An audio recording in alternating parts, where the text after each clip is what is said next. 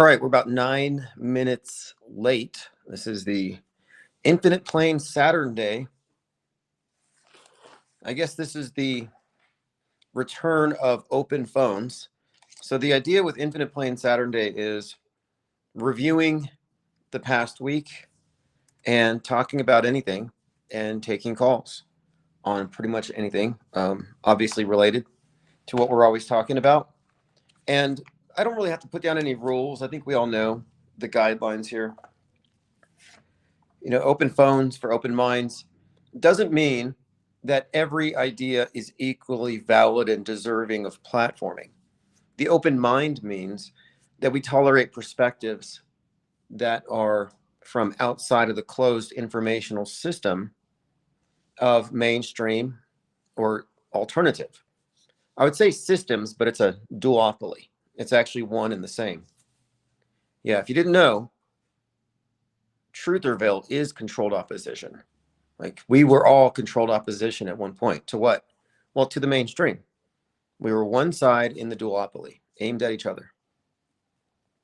Some people are still there. The Plato's cave dwellers, I've been saying Plato's cave dwellers or Plato's cave syndrome is something I've encountered quite a bit, because my tweet about the 9/11 coding in the UPS crash has received 500,000 impressions, which again is pretty big considering the size of my Twitter account. And it has brought in a lot of subscribers. I mean, I gained dozens of subscribers over the last few days on Twitter. And on Substack, I've picked up at least 15 or 20 people on Substack. So I want to say thanks to all of you who are subscribing. You will be getting notifications when we're live. And I also resumed uploading archives. I uploaded 9 tracks.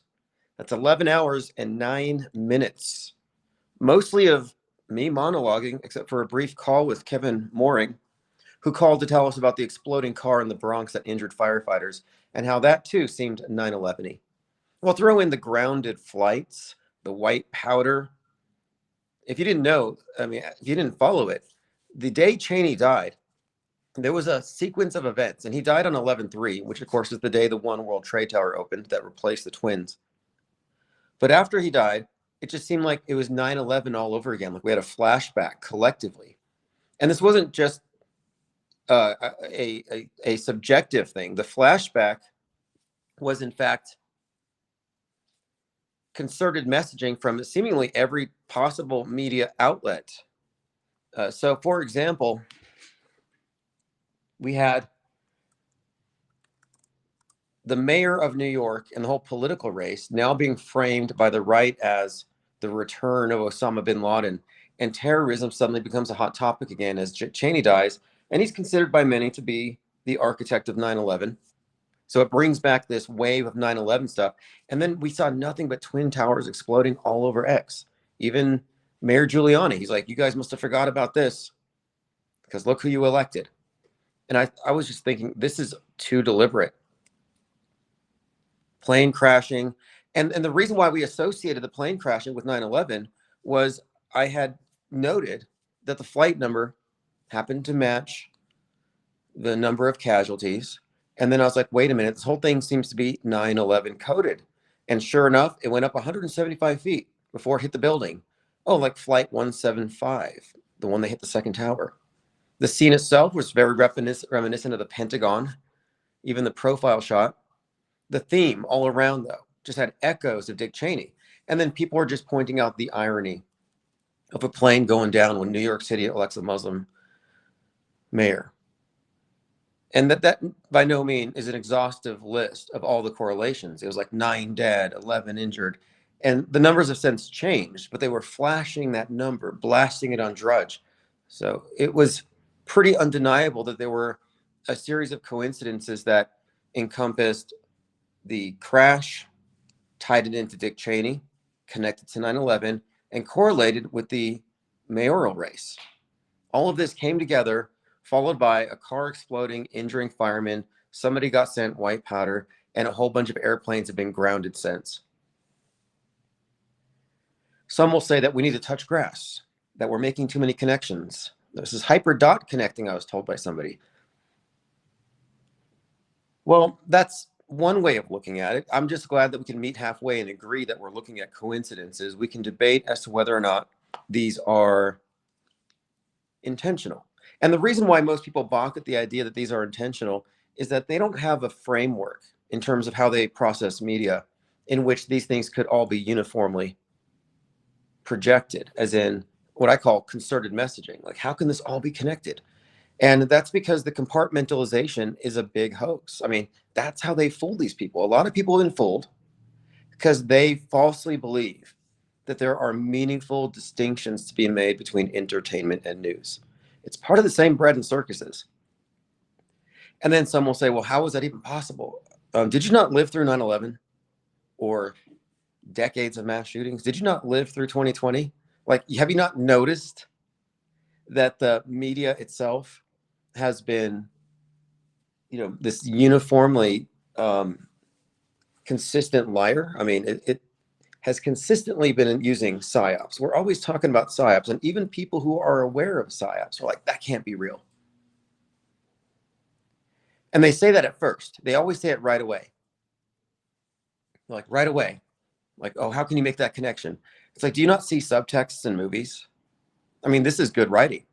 But they say it right away. It's like, no, this can't be real. It has to be coincidences. There's no intentionality. Pay no attention to the man behind the curtain. And I'm like, just wait. They're like, oh, you're crazy for connecting the 9/11 death toll to the UPS flight crashing into a building on the day Cheney dies. Oh, I'm crazy for that? I'm sorry, but that's just too ironic not to notice. Then you throw in the Muslim mayor and the exploding car, injured firemen, and all these other facets pile in. And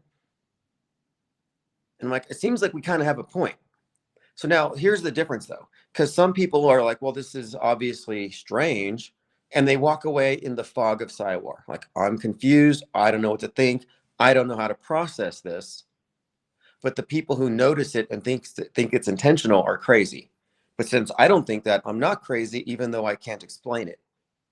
And this is what I mean by posturing as though confusion or ambiguity is some kind of insight. It's actually not.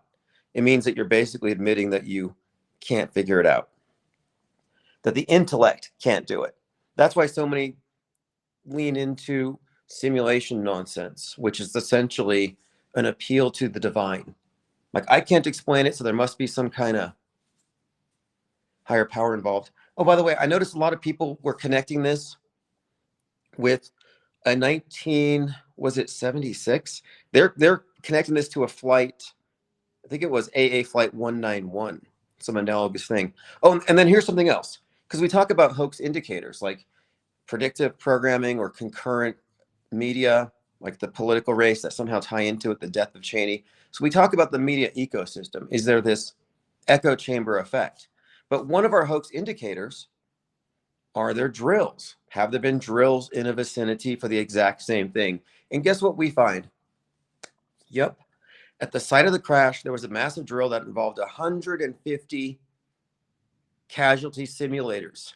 We're talking people drenched in fake blood with squibs and bones sticking out. A bunch of people playing dead at an airport simulating a plane crashing. So I'm looking at that as another hoax indicator. And you can find the articles about it. So if you were quick to say we had no point, I would say you didn't have enough information to dismiss what we were suggesting here, that we're still in the discovery phase.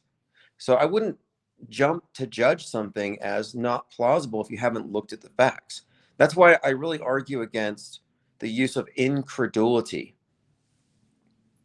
as opposed to skepticism. So the public is taught to be credulous, which means they automatically believe the mainstream, but they're taught to be incredulous against anything non-mainstream. And what this really means is that they aren't processing it. They're pretty much defaulting it. Thus the term auto hoaxer or auto believer. We're talking about the way that people process things. The auto hoaxer isn't automatically calling it a hoax, but they're automatically applying a assessment, a certain type of an assessment, which involves skepticism, suspending judgment. We co-opted that phrase. I just caught a mosquito. I opened my hand and it flew away. I'm sorry, but my kill rate has been pretty good. These things are psychotic. I've been dealing with them. And I just find that they're really easy to catch compared to flies. And I just caught one and I opened my hand and he got away. Dark Ghost Wind says, what was Ma'am Danny doing at age 33? Someone was asking about anagrams, by the way. That's a pretty good one. Madman. This is how the media has characterized it from the right.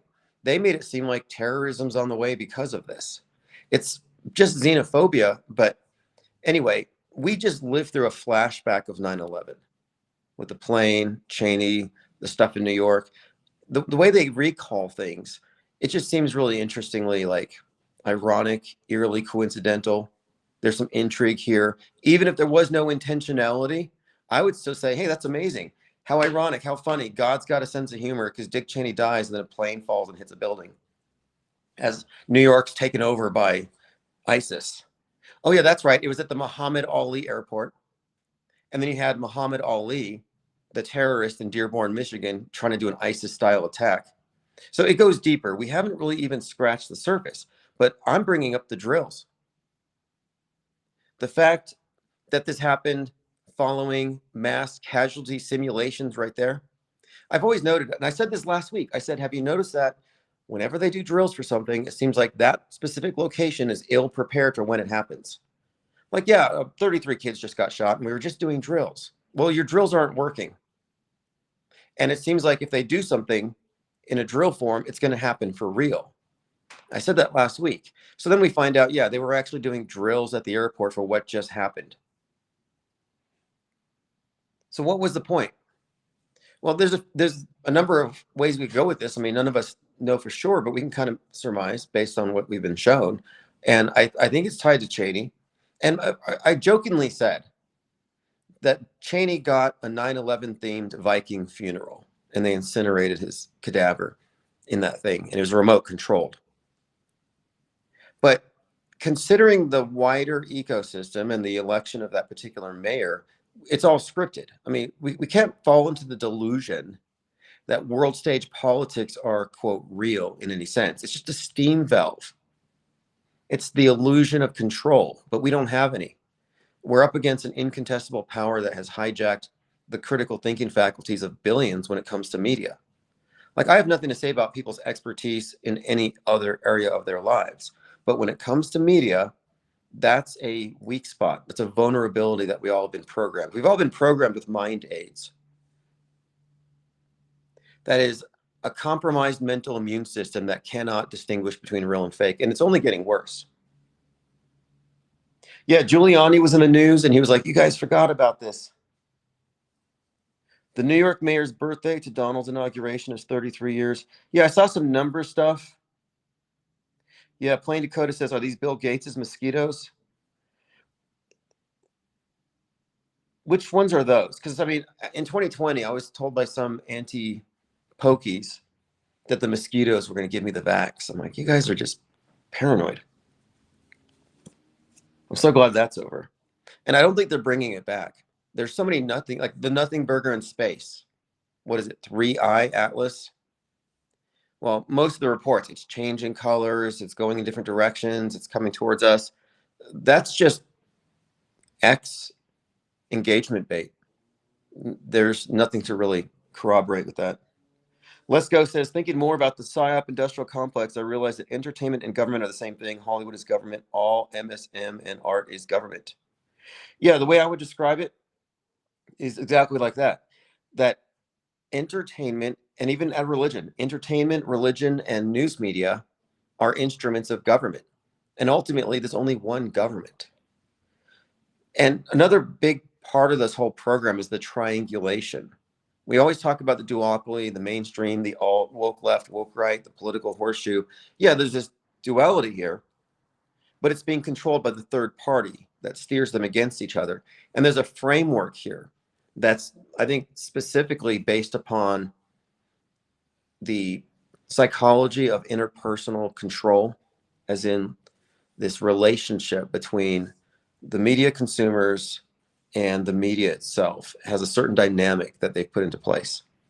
I mean, I do call it the church of state for a reason. Kevin Mooring says the plane in Kentucky was taken out of service and given to the UPS at 9 years and 11 days. Yeah, I noticed a lot of people went into the weeds there, and this is not cherry picking. This whole thing was encoded. That's why I said it was highly significant that it happens after Cheney, the height, the altitude that it went, it all tied to 9/11 very closely. And when it came to the death toll and everything, it's kind of interesting because the FBI has 2976. There's like 2977. Some people want to add the terrorists, but I put that tweet out there, pretty simple, just showing, hey, look, this plane just hit and has the 9/11 death toll, and it got 500,000 hits. Now, a few people have gone through that thread and created videos based on it. No one has arrived at the correct conclusion. Like I saw one big account on X. I think it's like some of these Twitter accounts with millions of followers, and he has this poster full of predictive programming examples for 9/11, and he says the attack was planned way in advance. I'm like, no, you're like halfway in the matrix. The fake event was planned way in advance. Why is that so hard?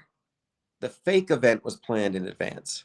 The drill was planned in advance, not the real attack.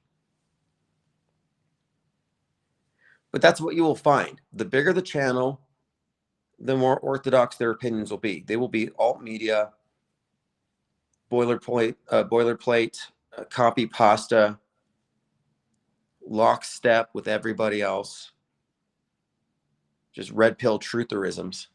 There's no original thinking. It's super predictable. And it's kind of strange. You see Candace Owens, she's the #1 podcast in the world. It's like, why do you think that is? Well, because the CK assassination is the new JFK. The JFK thing kicked off the conspiracy culture of people now being called conspiracy theorists because they're going against the mainstream. And it really, I think, began this nonstop process of getting alternative thinkers into these rabbit trails paved for them by the intelligence agencies. Dark Ghost Wind says Trutherville's still rambling about EBT. Yeah, that's something too I called out earlier. I said there's not going to be any issues with that. It's all just class warfare rhetoric to make people mad. Because you look at Mar-a-Lago, Caligula, what is it? Their whole party was themed like the Great Gatsby or something. But they're showing opulence, golden sinks, golden toilets, revamping the East Wing, Lincoln's bathroom revamped. They're showing the lunches that they eat there, how each one has these huge, chunks of lobster and all this stuff. And they're saying, while your EBT is being cut, they're eating like kings. I saw a bunch of No Kings protesters today on the way to the grocery store. Really cheap, shoddy signage, by the way, not very inspiring. And they're like, dump Trump. Like, it's too late. You're saddled with him for a couple more years. The signage is not impressive. It's like, he's a fascist. It's like, these people must have been doing this for years. It's just a cult at this point. I didn't give them a honk. You're supposed to honk your horn if you agree, I think. I just ignore it. You want to walk around with an old school analog meme, be my guest. You'll get more impressions on Twitter. Like, if they haven't noticed, apparently, the people on the street who are protesting haven't realized that their influence has waned compared to online bots. The bot armies are far more influential right now than boots on the ground. And I've been thinking about how AI agents could easily target people indirectly. You know how easy it would be if they wanted to influence you. Let's say you're spouting an opinion that the power structure doesn't like.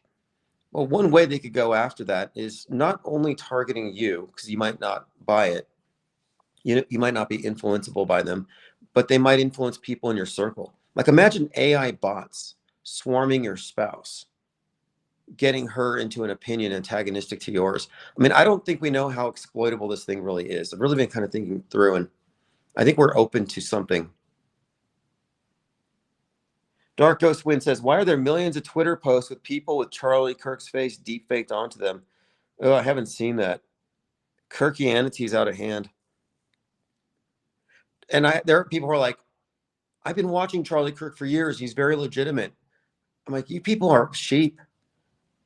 Like, I knew this early on when I saw scandals hitting the different religions. It's like these people are just fools when it comes to these authority figures in fancy costumes on platforms. There are people who cannot separate the character from the world stage, and they're trying to figure this out. He seems so legit. Well, just because you agreed with them doesn't mean he legitimately believed these things. It's very easy to LARP. I can pretend to be woke left.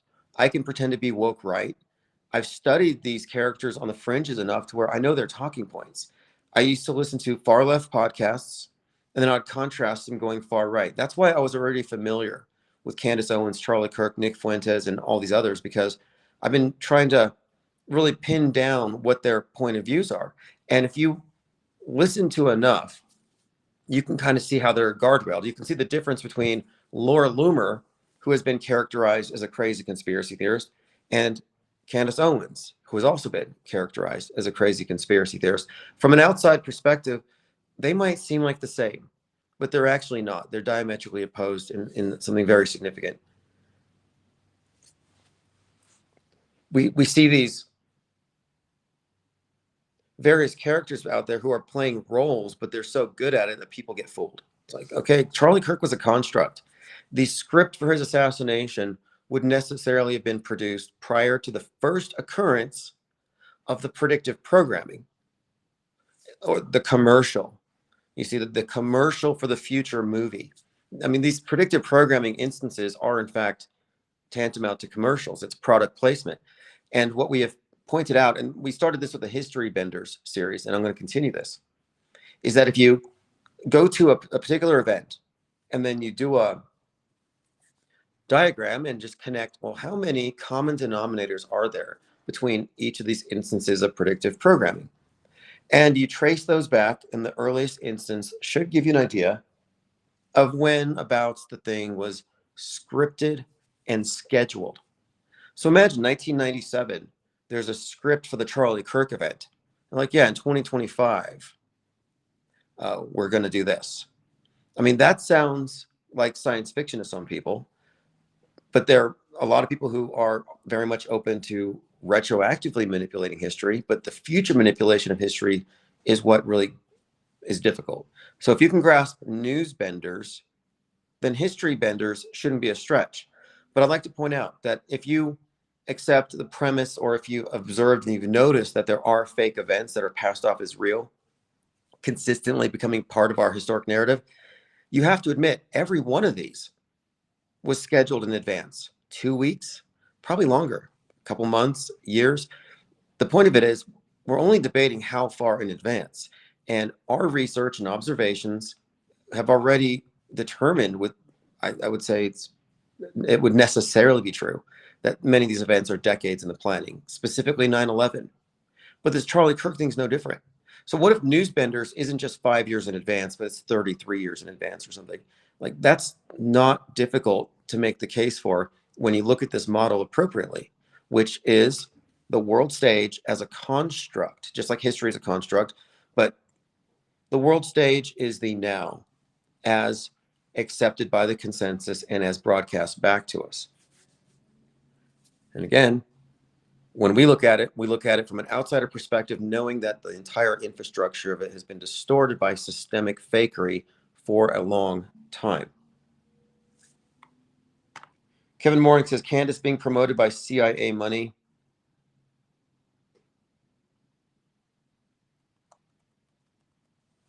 Plain Dakota says, I think IPS think tank is tip of the spear. These other Trutherville people are just way behind the marathon of alt info.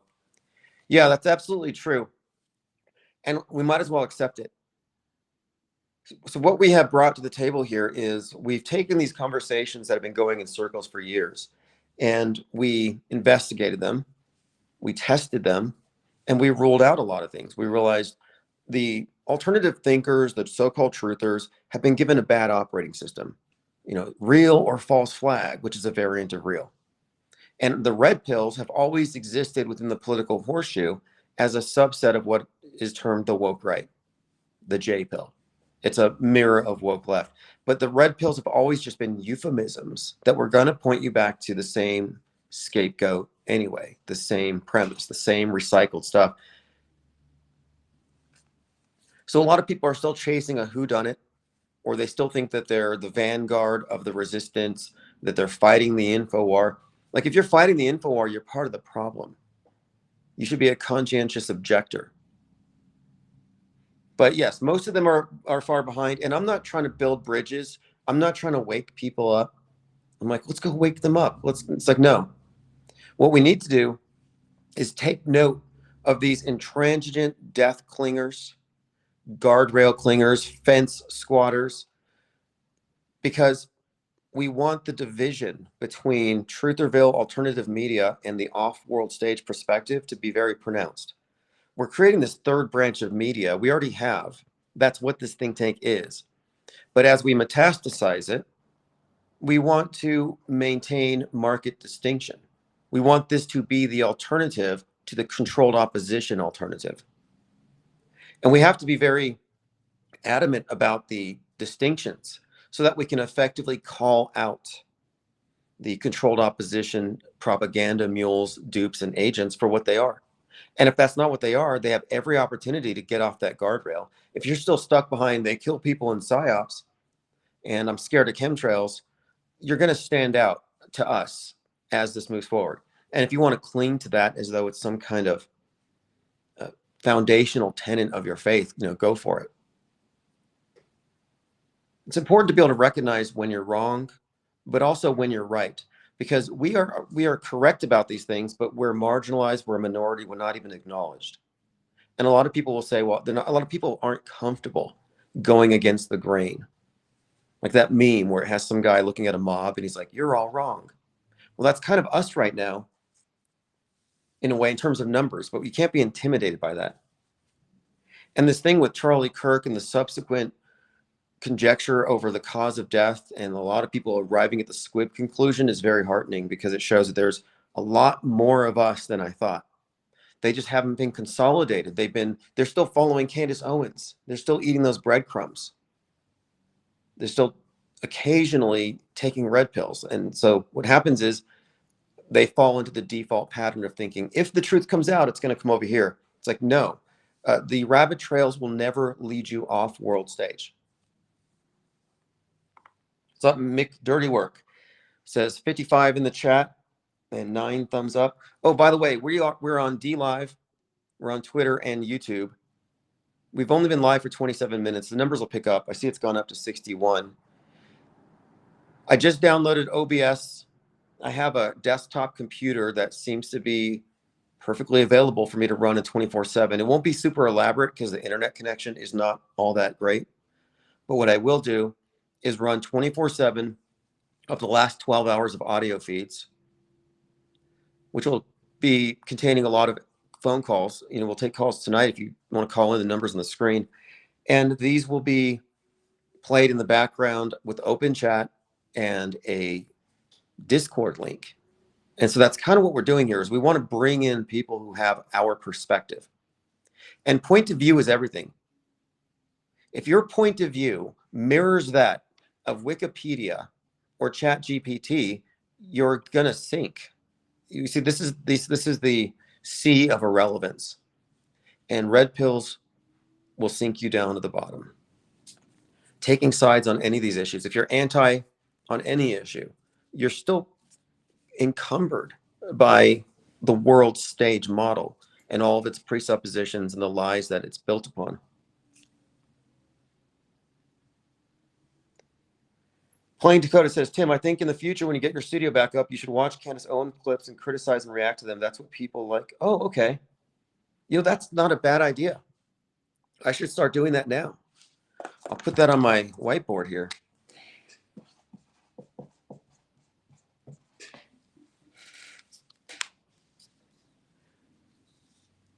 Constant Elevation says, I drove by a giant Charlie Kirk shrine today in rural Nebraska.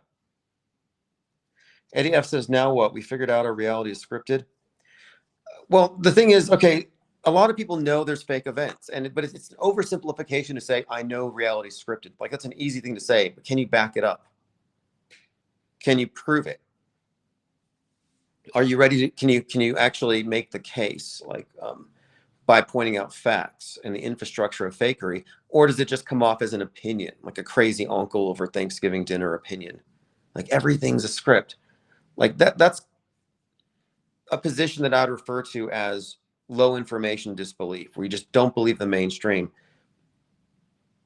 But can you substantiate it?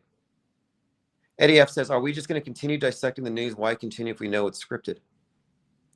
Well, you don't have to. I mean, this is like, to me, this is just philosophic discussion. It's kind of ivory tower. I'm not politically engaged. But can you claim that you know it? Because, I mean, when I'm saying when you know it, can you describe it to me? Like, how do you know it's scripted, and to what extent? Because even the people who understand scripted events are having a hard time when I'm suggesting that the Charlie Kirk thing was planned 30 years in advance. That's still stretching people's ability to even entertain a hypothetical. As a hypothetical, it's hard for them to comprehend that it was scheduled 30 years in advance.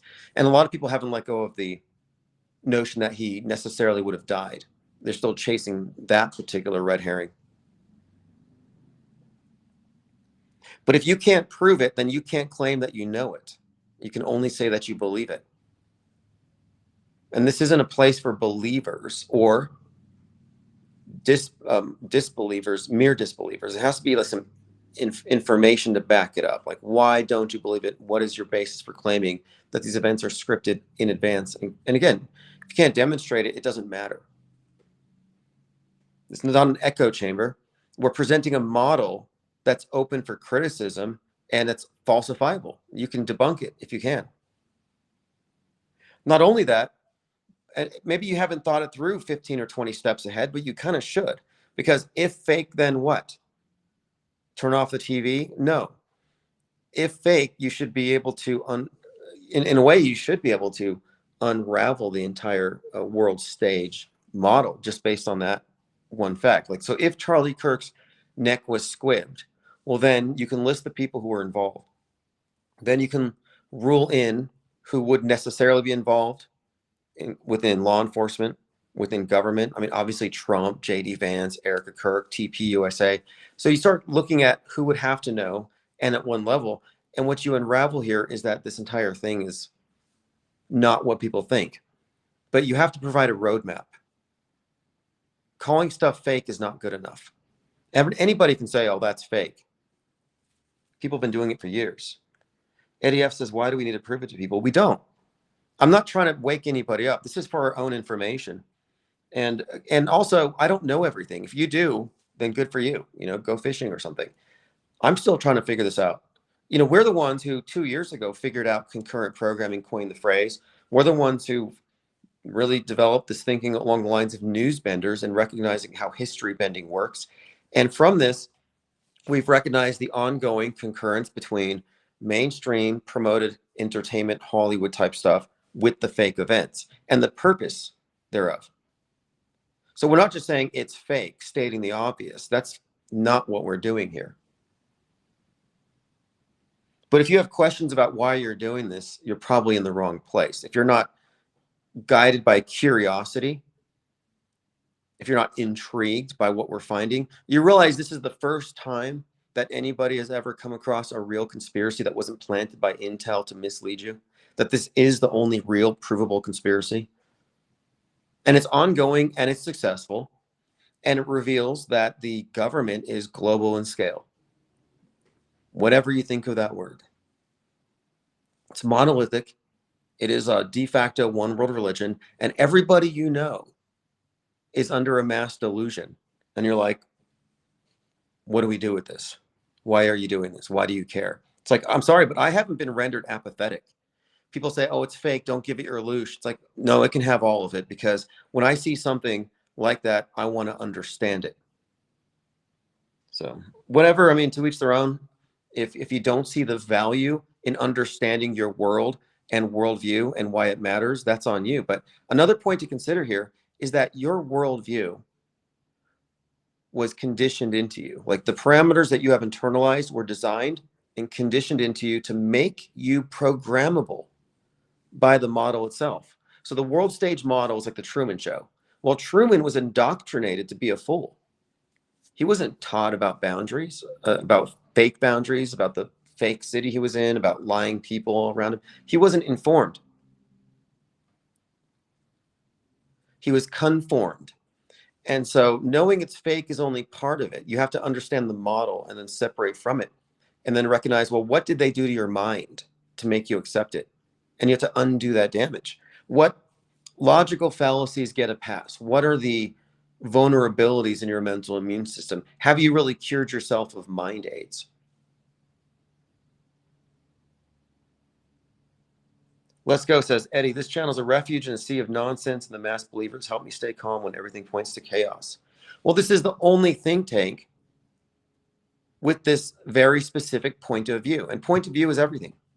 If your point of view is all these coincidences that you guys are calling out are not possibly there by intention, they're absolutely just random. If that's your opinion is derived from your perspective, and your perspective would be the one that does not include mass media manipulation at the scale that we commonly describe here. And that means that you're not informed about it, or you don't care about it, you don't include it in your worldview, which means your perspective is just like that of ChatGPT or Wiki. We have different points of view, so we see it differently. And I can accept that. I'm not trying to tell people what to believe, especially if their point of view would preclude that. You can talk to somebody in Normieville about any of these things, and they'll nod their head, they'll agree, they'll think, yeah, it's probably true. But then it'll evaporate from their mind, like the Men in Black have just brought in the mind erasers, because they cannot compute it. It's sort of like how you just automatically dismiss the ramblings of a crazy person, like legitimately crazy. Yeah, you kind of dismiss it because you know that what they're saying is likely pure confabulation. But what we're saying here is dismissed in the same way. I had someone in some chat, they were saying, or somebody had said, you guys are, you touch grass, are you crazy? And I'm like, are you telling me that the 100 people listening are all crazy? Like somehow I've created a podcast that diagnoses crazy people and puts them all on a list.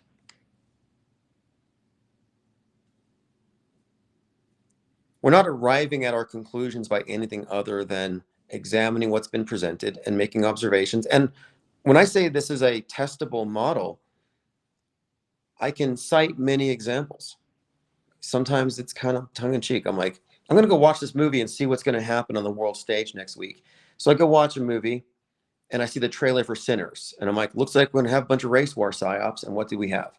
Austin Metcalf, Shiloh Hendricks, Rodney Hinton Jr.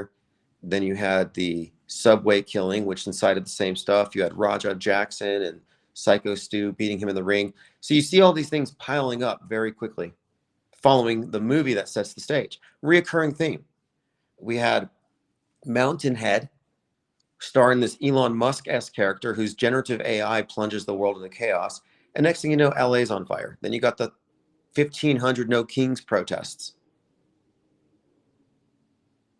Andrea says, I was shocked at how many people suggested you were schizophrenic in the comments on your X post. Yeah, that's what I'm saying. 500,000 views. It brought in a lot of people. And they see me making these connections as schizophrenic. And I'm like, well, but you admit that these are fascinating coincidences. And that's why people are looking at it. If I was just pointing out random stuff, it wouldn't have received 500,000 hits. Because what I'm pointing out are legitimate connections. Like Cheney dies, plane hits a building, 9 dead, 11 injured. Like if you don't see that connection, then you're in denial. It is a connection. We can debate as to whether or not there's intentionality behind it. Another thing that we need to point out here is that we didn't just start noticing psyops yesterday. So there's this thing I've noticed, maybe I should call it Westworld syndrome instead of Plato's Cave syndrome. We got a couple syndromes here. Like they're calling me crazy, but I'm diagnosing them with these various conditions. So Westworld syndrome refers to how when the synths who are in the simulation are shown something that doesn't exist in their world. So you're in an old Western and they see an iPhone. They wouldn't be able to process it. They would say, that doesn't look like anything to me. And what keeps them locked in this simulation is that they relive the same day again and again and again. There's no continuity day to day. And that's where I see a lot of these people who cannot make sense of these connections between movies and between similar events, between drills and events, and the pattern that we're seeing. When I say predictability, I'm like, if it's fake, you're going to see drills, you're going to see concurrent programming, and then we do. I shouldn't be able to predict that. We shouldn't have been able to have predicted that there were drills right before this plane crash. So when somebody is saying these coincidences don't mean anything, it's because in their frame of reference, there's no continuity day to day. Yesterday's news, yesterday's or today's Netflix has nothing to do with this. There's no continuity. And because of this, they can't see it.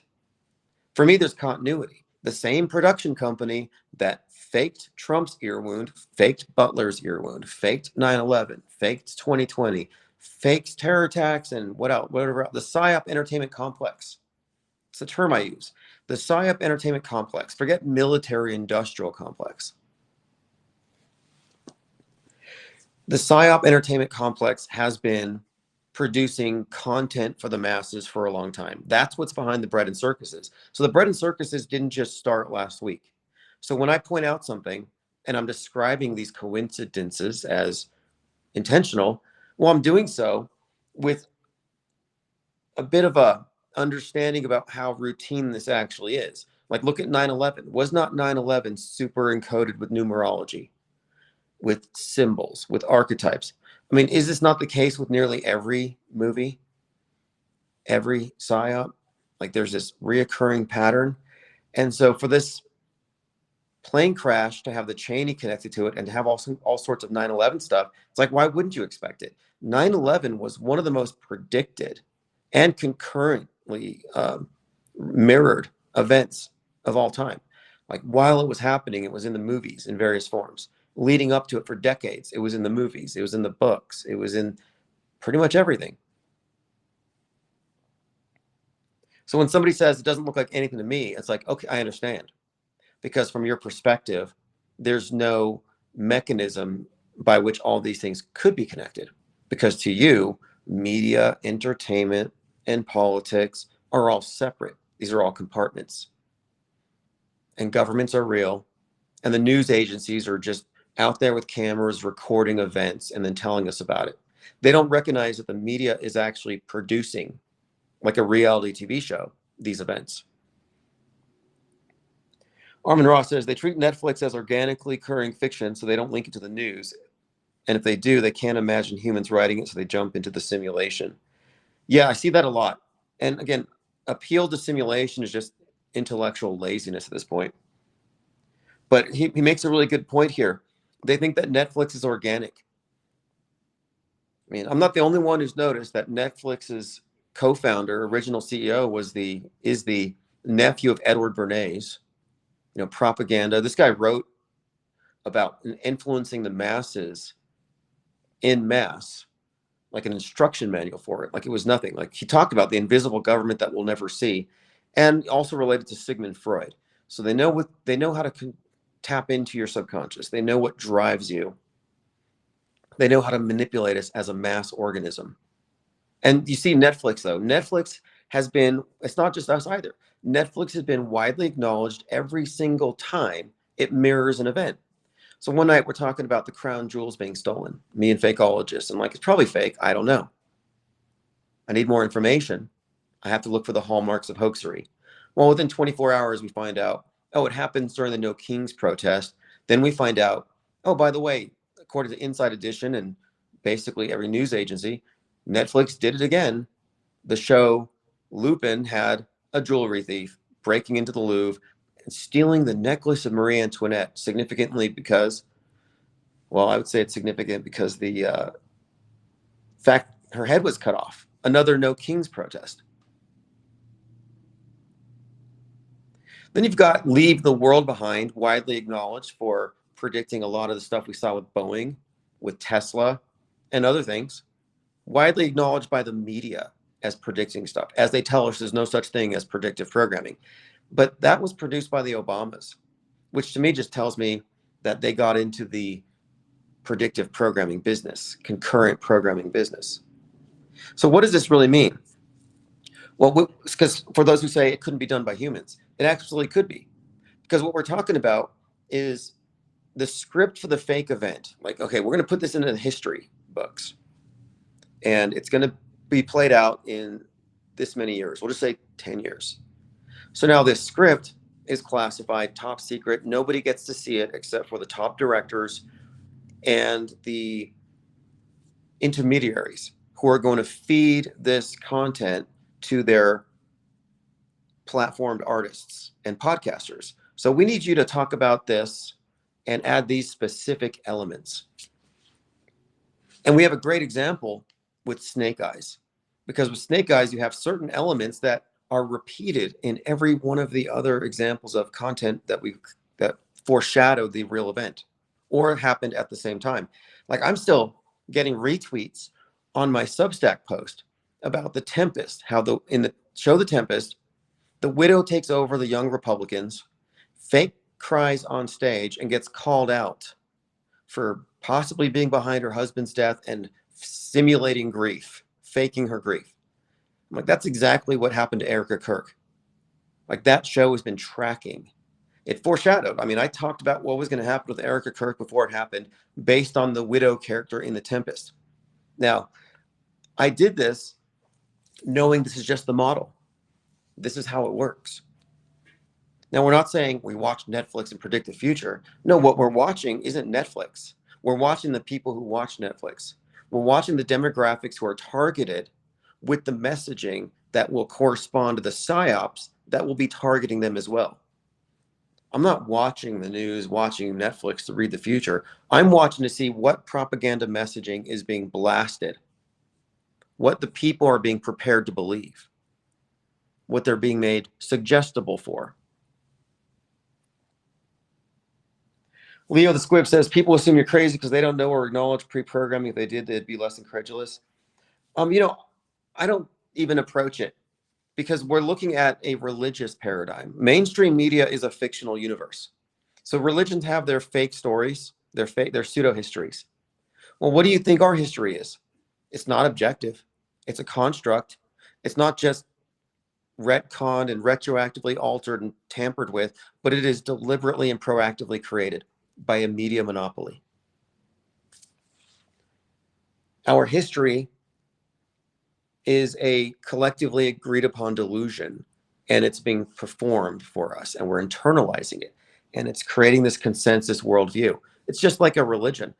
So if they're saying we're crazy, it's like, you have to remember, from that perspective, we are, or we're incomprehensible, or saying isn't even possible. But from our perspective, what they believe is bullshit. What they believe is provable bullshit. They won't even look into what we're saying. But what do you expect? It's a religion. And the only people I'm even interested in engaging with are those who've already figured it out and have made their way out of Normieville, have walked through Trutherville, are now dejected. And when they see the guardrails falling, they're going to jump to the off-world stage perspective. Those are the only ones that we actually want to reach. We have to keep this in group.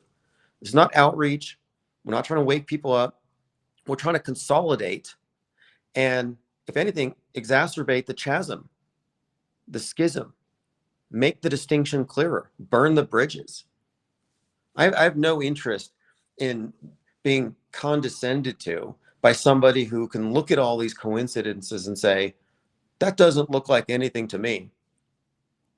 It's like, that doesn't sound like thinking to me. That sounds like pure incredulity.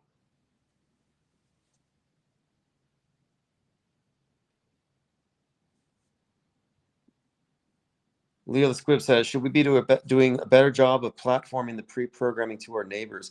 No, we keep it in group. We fine-tune our methodology. We maintain this empirical research, and we build content. So we need an auto hoax wiki.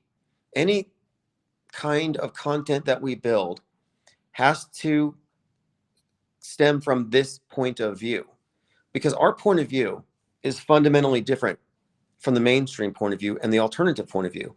I had a conversation with some people last night who were convinced that Donald Trump had Charlie Kirk assassinated. You think I'm going to say he's not dead? No. No, I'm not going to alienate them. I'm not going to confuse them. See, if I was legitimately crazy, let's say I was schizophrenic, right? Well, one of the things that typifies that particular state is a lack of insight. Like, they don't know how crazy they sound. That's why they come off as crazy. They can't modulate it. So someone who's legitimately ill in that way, neurodivergent, will go into a room and say something that's insane to them because they're not recognizing the different perspectives and that what they're experiencing is not what everyone else is experiencing. The fact that I can know the difference and blend in with normies, blend in with wokies, blend in with truthers, shows that I'm cognizant of how people see things and how I come off. I have insight. So no, I'm not crazy. But that's also ad hominem, to say the reason why you guys read too much into coincidences is because you haven't touched the grass. See, ad hominem isn't just name calling, because you can call people names and debunk their arguments separately. They call us names, but they don't debunk our arguments. They use their slander as an argument. Oh, because they're crazy, their arguments are invalid. Well, I'm sorry, that's a fallacious argument. Armin Ross says, what do you think will be the result if enough people realize what we do? What do you see happening? Adamski says, we as a few hundred people. Not really. We went from 300 to 12,000 subs before they cut me off last time, and those numbers haven't gone down. And if you saw my stats on Spotify at one point, there's been attempts to stimmy this, but I've looked at some numbers here and there, and I have an idea of the numbers. So the objective here, though, is to get our numbers up to, I think, 5 to 10,000 is enough for this demographic to become not only self-aware as such, but we all have to use the same jargon. I know that sounds culty, but that's important. The jargon is what puts us all in the same framework. So we're all saying off-world stage perspective, because you can't fake that. If your default opinion echoes ChatGPT, echoes whatever the Kool-Aid drinkers in Alex Jonestown are saying, you're not off-world stage.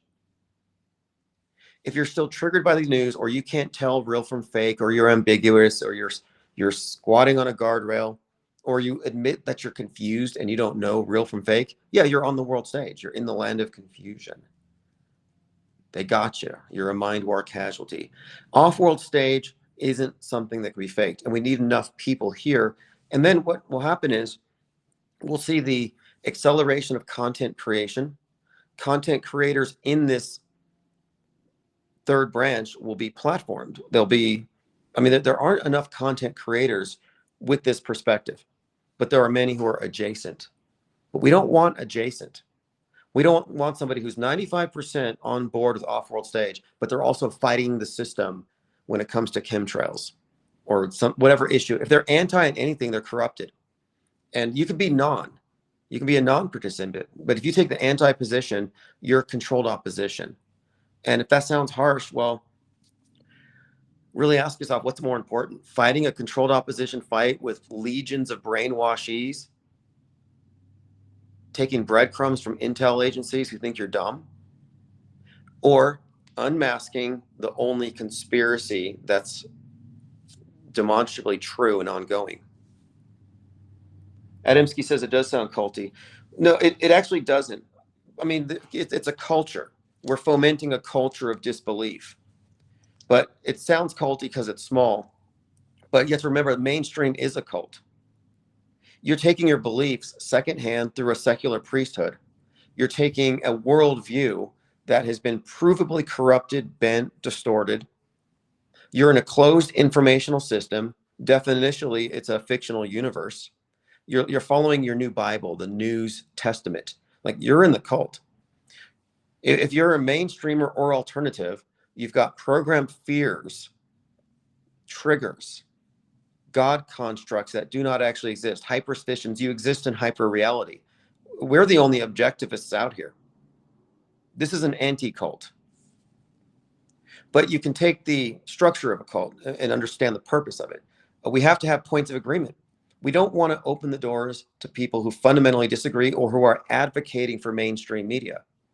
Like I used to get this common refrain from people. They would say, well, I just want to be a devil's advocate. What if this is all just coincidence? It's like, I'm sorry, but we're the devil. Like, we're the devil's advocates here. You are the mainstream advocate, because the mainstream position is that everything is a coincidence, that there are no meaningful coincidences, that there is no world stage. That's the default. So you can't claim to be a devil's advocate if you're on the default and then challenging us.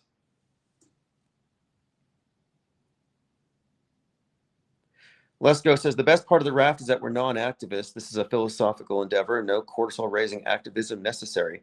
Yeah, one of the points here, too, is that when something happens, something big, we're not responding like, oh, the victims. Our hearts go out to the victims. Let's go fund some money to these crying people. And no, I didn't send money to Erica Kirk. We pause. We're not responding to it in that sense. We're waiting because we don't want to overreact, because we don't have enough information to know it's true on day one. So being a skeptic means you don't have to be reactive. And if you have the ups and downs from overreacting, the highs and the lows, that's addictive in and of itself.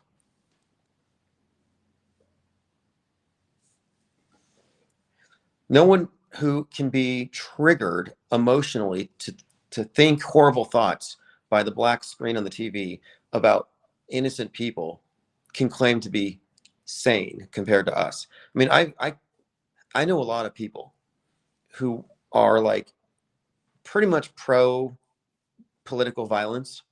I mean, I'm talking people who are just regular church going, nice people, family people. But when you hear their political opinions, yeah, they're all about the political violence.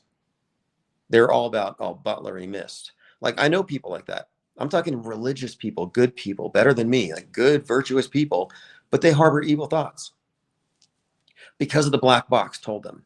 Like, oh, on South Park, they made fun of this guy. I got to hate him. And then he dies, and now they're celebrating it. Like, I'm sorry, you'll never catch me celebrating the death of anybody like that. I'm pretty sure I'm not a psychopath, but I'm pretty sure that if you're heavily engaged in media, you're selectively psychopathic about something. Look at how the people in 2020 reacted. What do you call that? I mean, they had to shut down 911 in some areas because so many people are snitching on their neighbors who are coughing, hoping their neighbors would be, picked up and put into quarantine. Like, we do live in a very, very interesting times, and people have MK Ultra.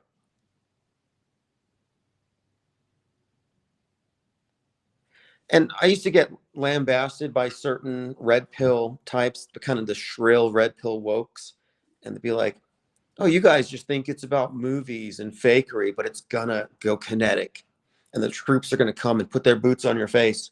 And you're telling everybody not to fight and resist. I would get accused of, I guess, being a little too passive about this, that I'm not up in arms, that I'm not running to go climb the walls of the Capitol or go after the FBI. Like, I had people who would actually go there. Like, you're too calm about this. And in my research into the origins of skepticism in particular, Piro, we're talking about the concept of skepticism primarily based on suspending judgment so you don't overreact to something that may not even exist. And this led to a peace of mind that they called ataraxia, a quiescence, that this peace of mind was the result of not giving too many F's about things that are actually fake. And so you look immoral, lazy, you look like you don't care, maybe, because you're not overreacting all the time. But what if what they're reacting to is all fake? Like, what position is saner? Like, why stress yourself out? And this peace of mind approach that arrived from skepticism, that's what kind of evolved into Epicureanism, hedonism. Adamski, phones have not been open for a long time, and I don't know the races of my callers. But we get callers, or we used to get callers based on the topics and how I would, keyword the topic to get those callers in. We used to get a lot of Q people, a lot of them. So many Q people, trust the plan, 4D chess, 5D chess, children being saved. We had JFK believers, people who believe that JFK was coming back from the dead to save us.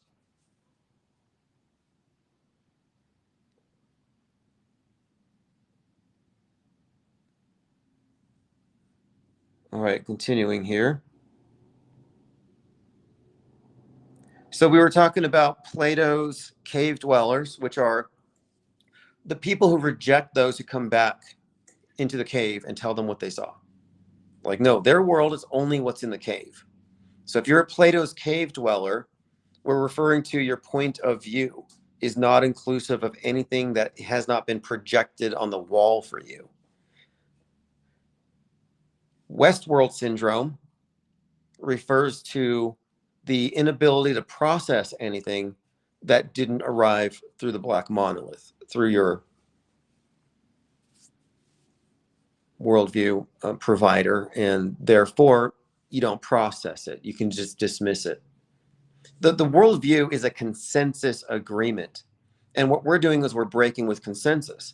But what we have brought here to the conversation, what's new about the IPS versus other channels, is that we recognize that alt media is actually part of that consensus. It's a duopoly.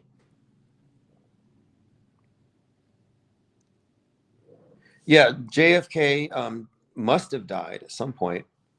He'd be 100 and something. He certainly didn't die on 11/22/63. I don't know if I'm with Dallas Goldbug. I don't know if he became Jimmy Carter with some cosmetics.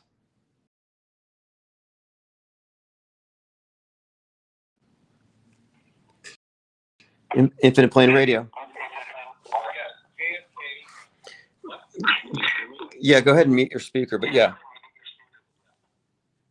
I'm trying to figure out this thing. I just downloaded this app so I can make a call. I'm going to come and get the speaker. Sure. Get audio or not? Sure. Your audio is a little buzzy and I don't know, mumbly, but go on. All right. Anyways, hey, look, this is Dookie. I put in Discord just now, and I'm gonna just ask this real quick, and I'll get off so you can answer it. I put one thing I might add: ideas are infectious. Even when you dismiss the nutter at the bus stop, what he says to you will stay in your mind. It doesn't get deleted. The instant dismissal from incredulity doesn't mean the idea goes away. And if the idea remains presented, there's no escape but to challenge it. And when one challenges, let's say, your new book, they won't be able to find the evidence needed to discredit the thing. And to me, that opens a door. And I'm interested, do you think the same way? Do you think that actually opens a door? Or... I see what you're saying, because you're suggesting, can you plant seeds, for example? Like they may not agree with it now, but maybe later. Yeah, can you but hey, this app sucks, so I'm glad you were able to understand me, but not acting up again. I'm gonna go. Okay, actually now it sounds clear. Does it? Because to me it doesn't on my end. No, it just clarified. Okay. But anyway, thanks for the call, and I'll go ahead and comment on that. Yeah, I appreciate it. Thank you. Okay, so when I say people have Westworld syndrome, I make it sound like they're hopeless. Like you might as well not talk to normies about this stuff because it's not going to penetrate. It's just going to bounce off their eyeballs because you're not a black screen. You're not the monolith. You're not a appointed pundit. But it's possible for some. However, I think it's a waste of time and resources because we're vastly outnumbered. And there are already people who are like 90% there. So let's work on them. And then we could work on we got to get the early adopters because there's a fundamental distinction between the early adopters and the ones you have to drag kicking and screaming. The difference is the early adopters are curious, they're seeking, and they're active. We're not trying to drag people from a slumber. We want to get the people who are already seeking. It's kind of like also how, let's say you're recruiting people like CIA or something, and you want to recruit somebody for a specific role or something. You can't just take any random agent and then plug them into something. It's easier to find somebody who's already embedded in the field, who've already worked their way up somewhere. It saves you a lot of work because they did all the work. They're already useful. And we don't want people who need to be dragged to something and forced to look like in John Carpenter's They Live, where he has to beat the guy with his fists and they have to fight for half an hour before he gets the guy to put his sunglasses on and see the world as it is. Like, we don't want to fight people to see things from our perspective. We want to get the people who are fighting to get more clarity, who are putting effort into it. And the people who have been challenging the CK event are doing so against the grain. There's nobody out there who's mirroring that. There are no platforms, there's no outlets that are even platforming these ideas. Dr. Bass Ackworth says, anyone else see the channel with guys claiming to be the real JFK? It's weird. He's got a growing audience. No, I have not, but there's a couple of channels I followed. There's this guy who was claiming to be Elvis, and his friend was claiming to be Bruce Lee. And they both claimed to be connected to JFK Jr. and JFK and Donald Trump. And they got away with it. I mean, they I don't know why it is, but for some reason, a lot of people are just very susceptible. Like it's the will to believe. It's like with aliens. When it comes to aliens, you know, the reason why people believe in it is because they have a strong desire to believe. Again, I point out here that our perspective is that of non-believers, because this is not media is not a religion. You don't believe in science. You know what's true based on the evidence, and you know why you don't believe what isn't true based on the information that contradicts the premise. Same thing with news. Yeah, Dr. Ackworth says everyone accepts that Charlie Kirk is dead. That's their starting point.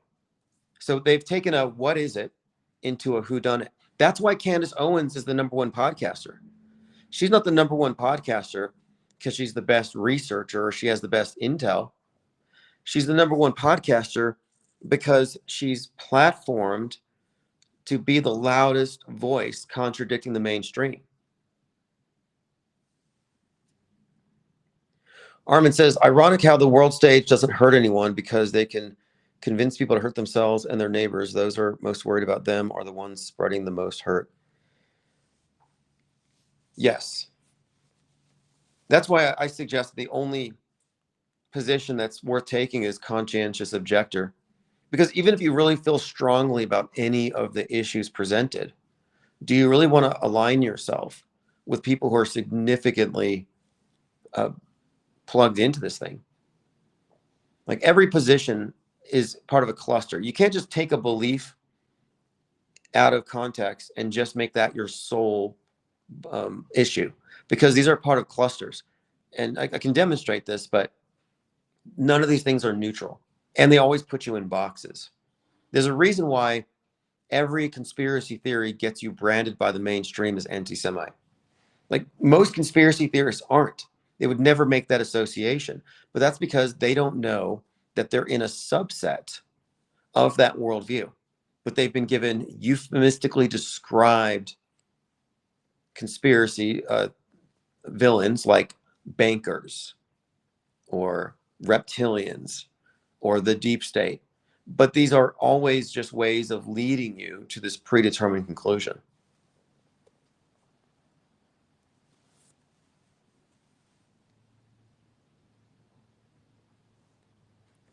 Ted Stryker has brought in a box, looks like 20 titanium blue wrenches. And again, these are about 18-inch. I keep them by the front door. You know, they're self-defense. Keep one in your vehicle. Just make sure nobody steals it off your porch. You'll probably get it by Instacart. It's pretty quick. Armin Ross says Charlie Kirk is dead. The actor playing Charlie Kirk is not. Yeah, exactly. Exactly. That's one of the main points here. And this is where I think ego is a guardrail, because there are people who just don't want to admit that they got tricked, that they cried. And that's why Erica Kirk's gig was so important, because when somebody cries after an event, it's like the tears are like glue. Like the belief is now glued to their memory, their brain, their whole existence. The tear bond, the emotions bond them to the belief. So I wept for days over Charlie Kirk. I painted a mural. Well, good luck convincing that person that Charlie Kirk was a lying wolf in sheep's clothing, a deceiver, and a crisis actor who didn't believe anything that he said. Good luck making that case.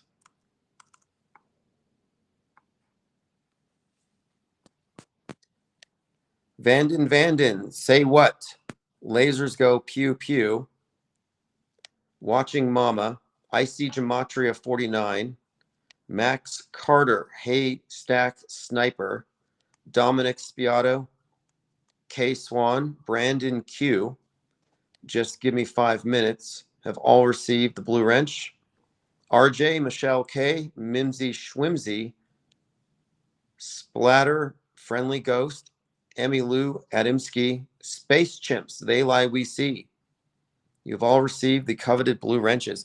What those are, these are symbols that represent what allowed this think tank to even exist, which was a phalanx of wrench holding mods. Like, on YouTube, you have moderators who can ban the trolls, and we gave every person a moderator status.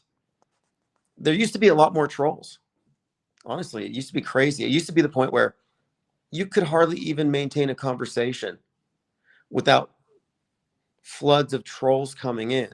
So once we set up the wall of wrenches, it wasn't an issue. Dr. Bass Ackworth says the actors who played Charlie and Erica were probably not even a couple. Yeah, there were a number of videos that have popped up. Like Erica didn't know the kids' names or the birth dates, or it was just like or the anniversary dates. It just seemed like she didn't know. You never see the children's faces, which I get it. They're being stalked, but then why put their kids out there at all? I don't even think they were real.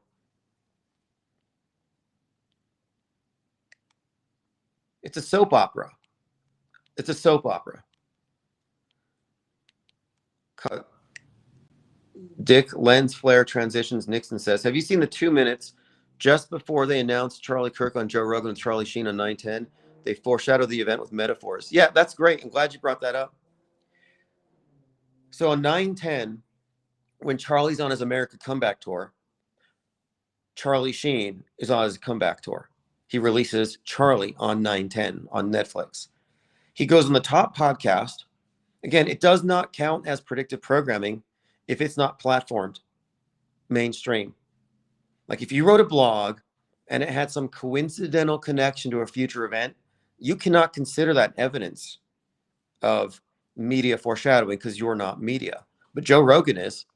So Joe Rogan is talking to Charlie Sheen, and Charlie Sheen is describing how he was at an event and he got sniped, how somebody hit him with a projectile right on the side of his face, right on his eye.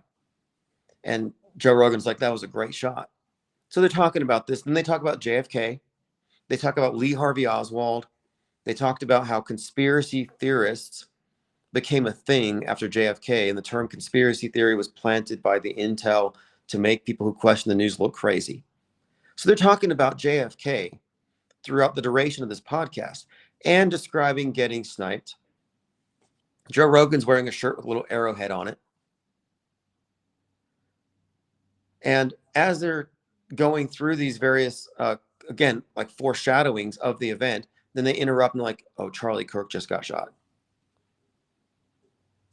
We found a ton of JFK references that were happening that day. Roger Stone was like, Charlie Kirk just called me and he said he wanted to talk about JFK on my show.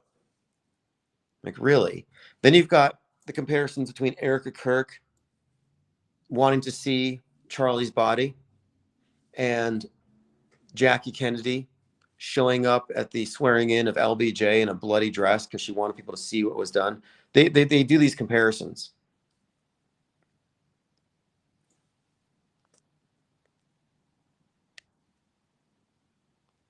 Adamski says Rogan regularly interviews.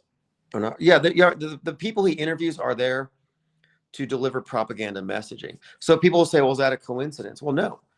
The JFK stuff is just part of it. There's a ton of stuff that was going on that day.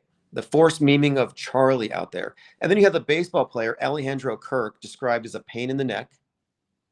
He has numerous headlines. He gets hit with the ball, taken off the field. He's the guy whose bat broke the last play. Remember, the bat broke like the neck. And in the article where he's a pain in the neck, they're dumping Gatorade on him and it looks like blood coming out of his neck. We have so many examples. But what connects them are the common denominators. So the PSYOP script for the Charlie event had certain memes that were going to go out in every one of these instances. The name Charlie, the name Kirk, Storm, a hole on that specific part of the neck, an executioner named Tyler, and the date, September 10th. So those 6 elements, between 4 and 6 of them, occur in every instance of predictive and concurrent programming for this event. Like Charlie Kirk is on episode 33 of Human Events, and he's talking to a guy named Tyler. And Tyler's like, in response to Kirk talking about public executions that should be televised, he's like, well, in France, the last public execution was on 9/10, 1977. So Tyler, 9/10. And he's talking about it being a guillotine. So the neck is inferred. So you got Charlie, Kirk, Tyler, execution, 9/10, neck. See, these elements are all reflected there. Then you go back to Emerson Drive. She's my kind of crazy. Erica Kirk's in a video where she zip lines past 9/10 above Fremont. Just zip lines right past it. So like, whoa, wait, you got Erica Kirk, 9/10. And on 9/10, 2012, in that YouTube video's comments section, she thanks the director. She says, hey, Tyler, that was a great shoot today. I had a blast. It's like, wait, Tyler, shoot, blast, Erica Kirk, 9/10. Of course, these all stem from Snake Eyes, which takes place against the Storm. Executioner, Tyler the Executioner, Charlie Kirkland gets shot in the neck. And these are all interconnected. The actress next to Charlie Kirkland, shot in the neck, shows up in Heads of State as VP Kirk. And since then, we've noted, how many times has Erica Kirk been associated with the VP, been suggested as a potential VP for JD Vance? JD Vance and her hanging out, leather pants. I mean, this has been a consistent theme. So you have a character, Elizabeth Kirk, who's a vice president, who plays in the Snake Eyes movie associated with Charlie Kirk. And this Elizabeth Kirk VP gets shot in the neck.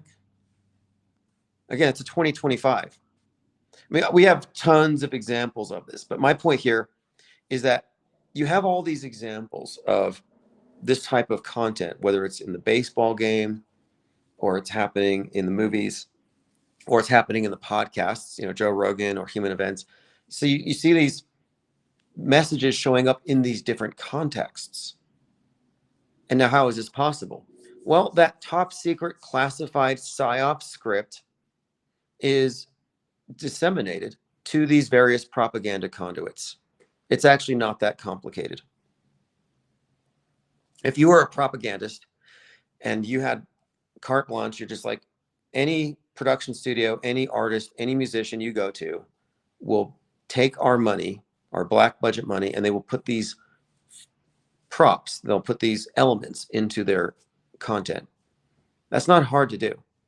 And nobody would have to know. It'd be super compartmentalized. And this would explain the sheer volume of this type of stuff leading up to major events. Not to mention the drills. I mean, we can't forget that we're also talking about drills that are concurrent with these events, which also convey the fact that these things are scheduled in advance.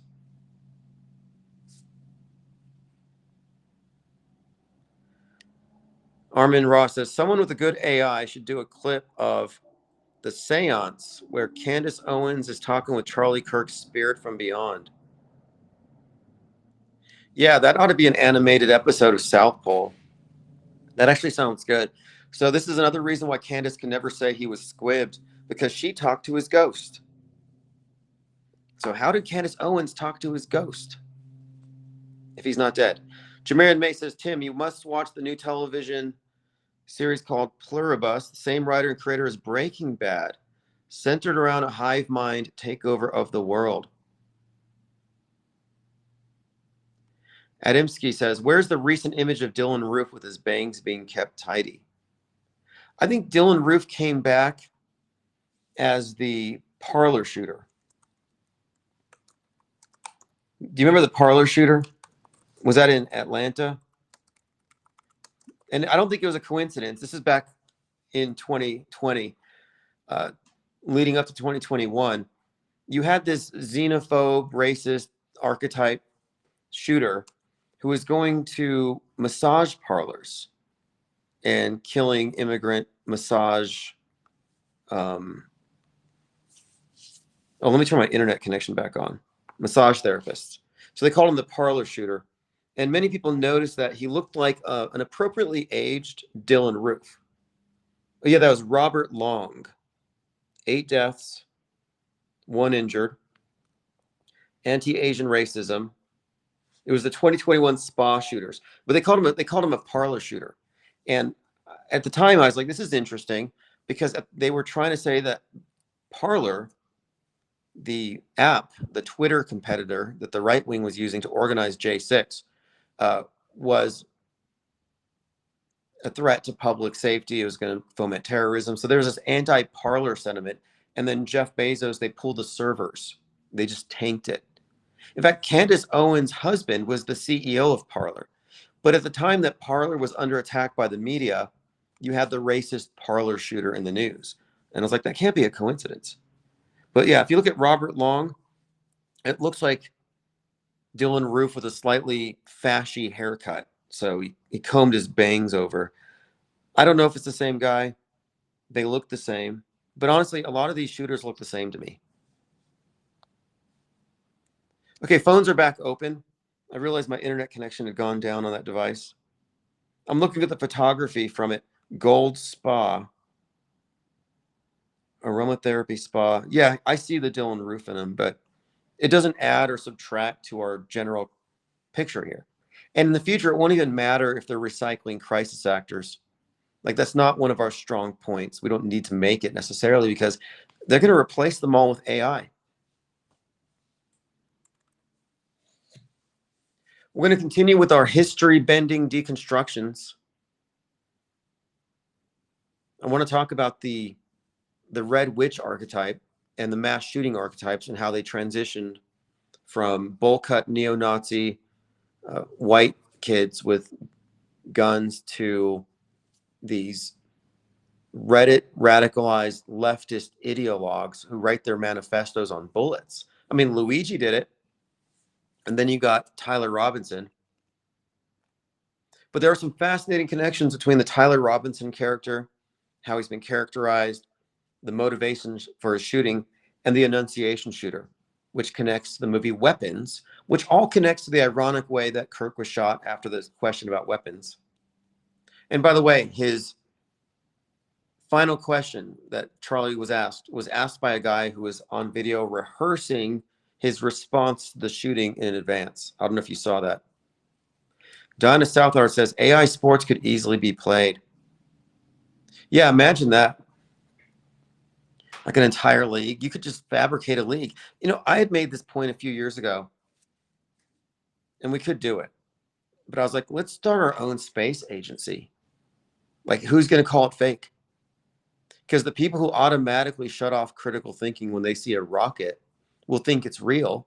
And if they call it fake, we'll just call them flat earth Nazis.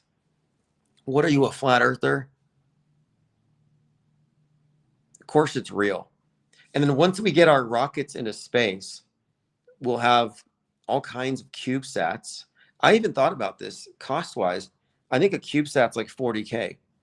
So we just got to get a group of people who all want a CubeSat in orbit and then go on the app. Like, yeah, if you want to know where your CubeSat is, just look at the app. Just like they do with the ISS. Just look at the app. Leo says, so many Tylers. Never met a Tyler in real life, but there was at least 3 in the story. Okay, you got Tyler Robinson, the shooter. You got the Tyler character with Charlie Kirk talking about the execution. You got Tyler who shot the video with Erica Kirk in it. You've got Tyler the executioner in Snake Eyes. So those 4. By the way, the Tyler is the guardian of the closed or open lodge. When lodge is doing their ceremonies or rituals, the person with the sword at the door to keep the eavesdroppers, the Cowans out, the spies, that's the Tyler. And the thing is, Tyler was caught 33 hours after. This does have all the hallmarks of a PSYOP, predictable stuff. You know, concurrent programming, drills, conspicuous symbolism. And that's all up for debate. What's the point of that? Is it red herrings? Are we talking about red herrings? Are these planted bits of misinformation to keep us chasing some kind of ghosts? Possibly. But the more I look at it, the more I think there's a template involved here. It's like a signature. We were recently talking about Catcher in the Rye and how frequent that is within the PSYOP entertainment complex's assassination scenarios, and how Catcher in the Rye has this subtext of essentially about a cult, a Masonic fraternity that kills its enemies. And so this book is looked at by some as a hallmark of who's behind the various events, like a calling card, I should say.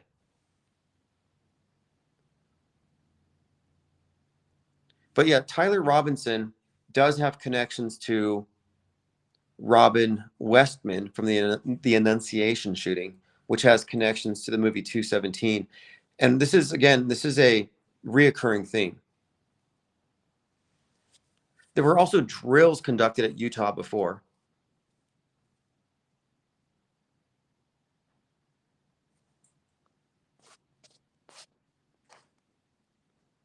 Jamarian said, anyone else noticing time is speeding up? Hours, days, weeks flying by, even watched a 10-second countdown, and it seemed much faster than usual.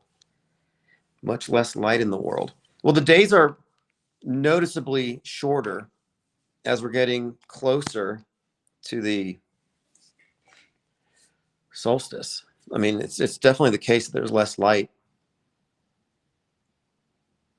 Daylight savings doesn't help, but are things moving faster, or are they just cramming more and more content into our everyday media consumption? I mean, you get so many hours a day. I heard the phrase attention economy, and I was like, okay, there are people out there who are trying to squeeze content into every single second. It's like Clockwork Orange, like where the guy's got his eyes pried open and there's TV screens in front of him. We're like that right now. Only we're doing it to ourselves. They don't need to drug us, strap us to chairs, and pin our eyes open. No, we can't close our own eyes. We're just like absorbed. This is Videodrome. Truman says, past week, all flags have been half staff. Yeah, that's Dick Cheney. I think they did it for Dick Cheney. And I heard people celebrating the death of Dick Cheney. I'm like, you're really caught up in these characters. Does anybody here agree with me that Cheney was given a fiery send-off? Like a Viking with a 9/11 theme, a Viking funeral? I'm not convinced that he died on the 3rd. He could have died a month ago, and he could have been on ice. He could have died a year ago. I have no idea. But what I can say is that the timing of his death, the 11/3, obviously a clue there. I mean, architect of 9/11, One World Trade Tower opens on the 3rd of November. The timing of his death with the plane crash, 9/11 coded, the election of the mayor, the majorly pushed social media responses, the politician responses, the way they just piled the 9/11, flights delayed, 1,000 flights delayed by the FAA, bomb in Brooklyn injuring firemen, white powder sent to some politician. I was like, okay, we have this huge 9/11 flashback as Cheney dies. So this makes me think, okay, coordinated. So this was likely a ceremony. This was likely a funeral, or this was likely a send-off. Jamarin May says 8-4 is one of the predictions he makes all the time. Yeah, there are people who make predictions, and I understand the reasoning here. Pattern noticers, people like Jurassic Liars in particular. He's specifically known for dates. But what he needs to be given credit for here is that he has discerned, as we have, many repeated patterns, code. Sun, man, 6/11, 8/4, all these things are repeated throughout various events in these very specific contexts. So he talked about the significance of 8/4 and 6/11 and Trump and these ongoing scenarios. Well, Trump was shot at 6:11 p.m. They made a big deal about that. 84 days later, at 6:11 p.m., they had a moment of silence there in Butler. These are repeated clues that, and this is, again, this is not us ascribing meaning or signing this stuff. If you just look at the past precedent, this has pretty much always been the case.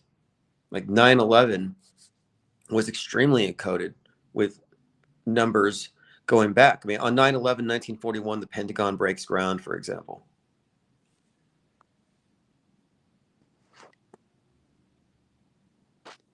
But what he has pointed out is that there's this predictive programming buildup. However, I mean, I have some differences of opinion here. We have different takes because I'm not a religious person, and I don't believe that the world's going to end or that there's going to be any revelation from a higher power. But I do see, and we have noted, a lot of this stuff for Trump. So if you think the Trump thing in Butler was real, one of the major hoax indicators are the dozen or so plus examples of real-time mass media entertainment reflecting what had happened, preceding it, or right after, or at the same time. Stuff that suggests here that this was the event, that what happened in Butler was the foreshadowed event, the foreshadowed assassination attempt and survival. It's not really in the cards. It's not really in the program for him to be taken out. Never was. It was always going to be surviving a shot like Reagan did. Recently, we talked about the Reagan shooting by John Hinckley, who was inspired by Robert De Niro, majorly Trump deranged, and De Niro plays a Trump-esque Senator McLaughlin who gets shot at a podium while talking bad about immigrants. So you have Robert De Niro, who not only plays a Trump character getting shot, but he plays a character in Taxi Driver who inspired Reagan's shooter. And that character overlaps with Joker, who shoots Robert De Niro on TV in the Joker movie. So he plays the role of the assassin and the assassinated, and he inspired a real-life assassin who happens to have JFK's birthday, talking about John Hinckley, and is photographed with a copy of Catcher in the Rye.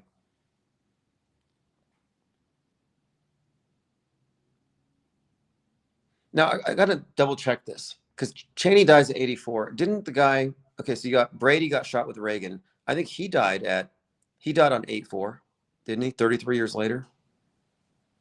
They said 33 years later, they ruled it a homicide. So De Niro's fascinating because you see him characterizing Trump in advance, this dictator, the gangster, he called him. And he also plays the anti-hero who's also connected with Joker. And so Joker is also embodied in Luigi. If you follow the Joker movie, it's kill the rich, class warfare, Luigi, kill the rich. And you saw the overlap between these two. The green hair, the green beret, Luigi and Joker have this archetype that's been tied into this class warfare thing. Interestingly, Luigi tried to kill Wario on SNL when Wario was being played by Elon Musk, the evil CEO. But Luigi, this anti-CEO sentiment connects with Joker. So for Joker to shoot De Niro, who previously portrayed a Trump-esque character, very connected. And then you go back and you look at Mickey 17, where Mark Ruffalo, who actually was born on JFK's death day, Mark Ruffalo is playing a Trump-esque character, and the Luigi-esque Mickey 17 shoots him while he's giving a speech. The bullet grazes his cheek, and he's got blood on his cheek. Sound familiar? And the director is like, that's just a coincidence. This movie was recorded 2 years ago. Okay, so coincidentally, not only do you have a Luigi-esque character, and Luigi hadn't existed 2 years ago, shooting the Trump-esque character who gets a blood streak on his neck after talking about colonizing a white planet. But this Trump character gets up on the stage and demands the media records him so he can show off the blood on his face. You know, like fight, fight, fight. So even that aspect of Butler was foreshadowed in this movie. Yeah, Adamski, De Niro's obviously acting in his reaction to Trump.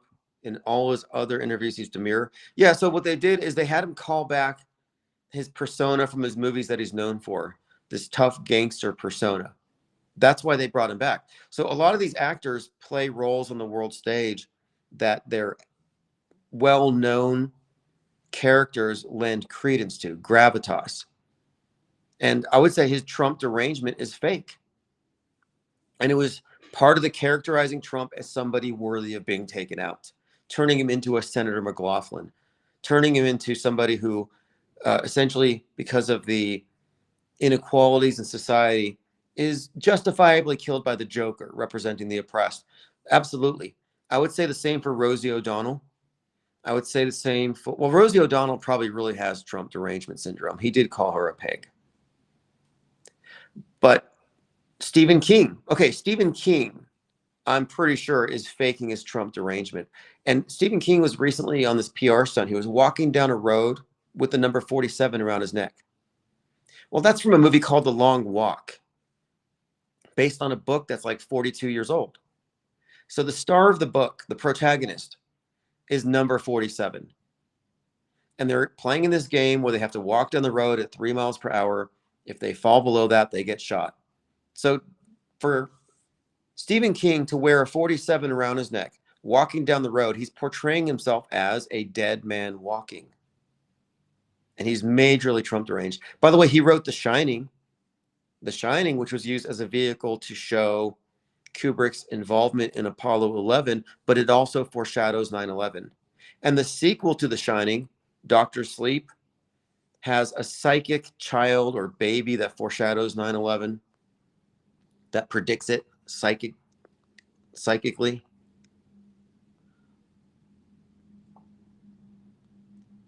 You know, Rosie O'Donnell said something really strange. She's like, that shooting in Butler was kind of hinky. So I had to bring out my dictionary. It's like, what does hinky mean? Hinky is basically means like hoaxy. So, okay, wait a minute. She called it hinky. My first thought was Hinckley, like John Hinckley, who shot Reagan. Jurassic Liars noted this, and he said, look at her name. Rosie O'Donnell, like Donald Rose, probably code. Adamski says Stephen King's works stink. You know, I never really got into it. I tried to read some of his books, and I felt like I could always get this, like he was like almost smearing middle America. Like there's a snootiness about it. Like how many times did he make truck drivers, you know, or these archetypes he would use, the bad guys. Like there was a certain type of, I don't know, elitism that I got from his books.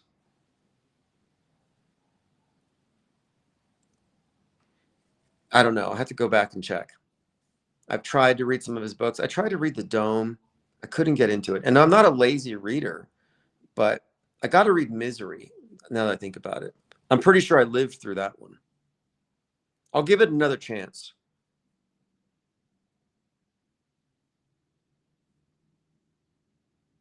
Pope just met De Niro in the news. Well, De Niro was in another movie that came out recently called 0 Day, where he plays, I believe, Biden, because he's a former president who lost his reelection. So it's kind of like if I think it's if I got to watch more episodes. I just watched the first episode, but it's clear that he played this former president. So again, he's being associated with the presidency, and in that one, he's walking down the street towards the scene where a couple subways had been bombed, and he's giving some kind of a press statement. And there's this guy in the audience there in the crowd that has gathered, and people are like waiting for their loved ones. And he's like, "Oh, it's all just crisis actors. It's all fake. It's a hoax." And the mob goes wild. It's like, that's funny. Are they already trying to stir the mob against the people who call things fake? Like, why is that offensive? It's good news. It's like, hey, nobody died. How dare you? I cried over that. Oh, your tears are more valuable than their blood.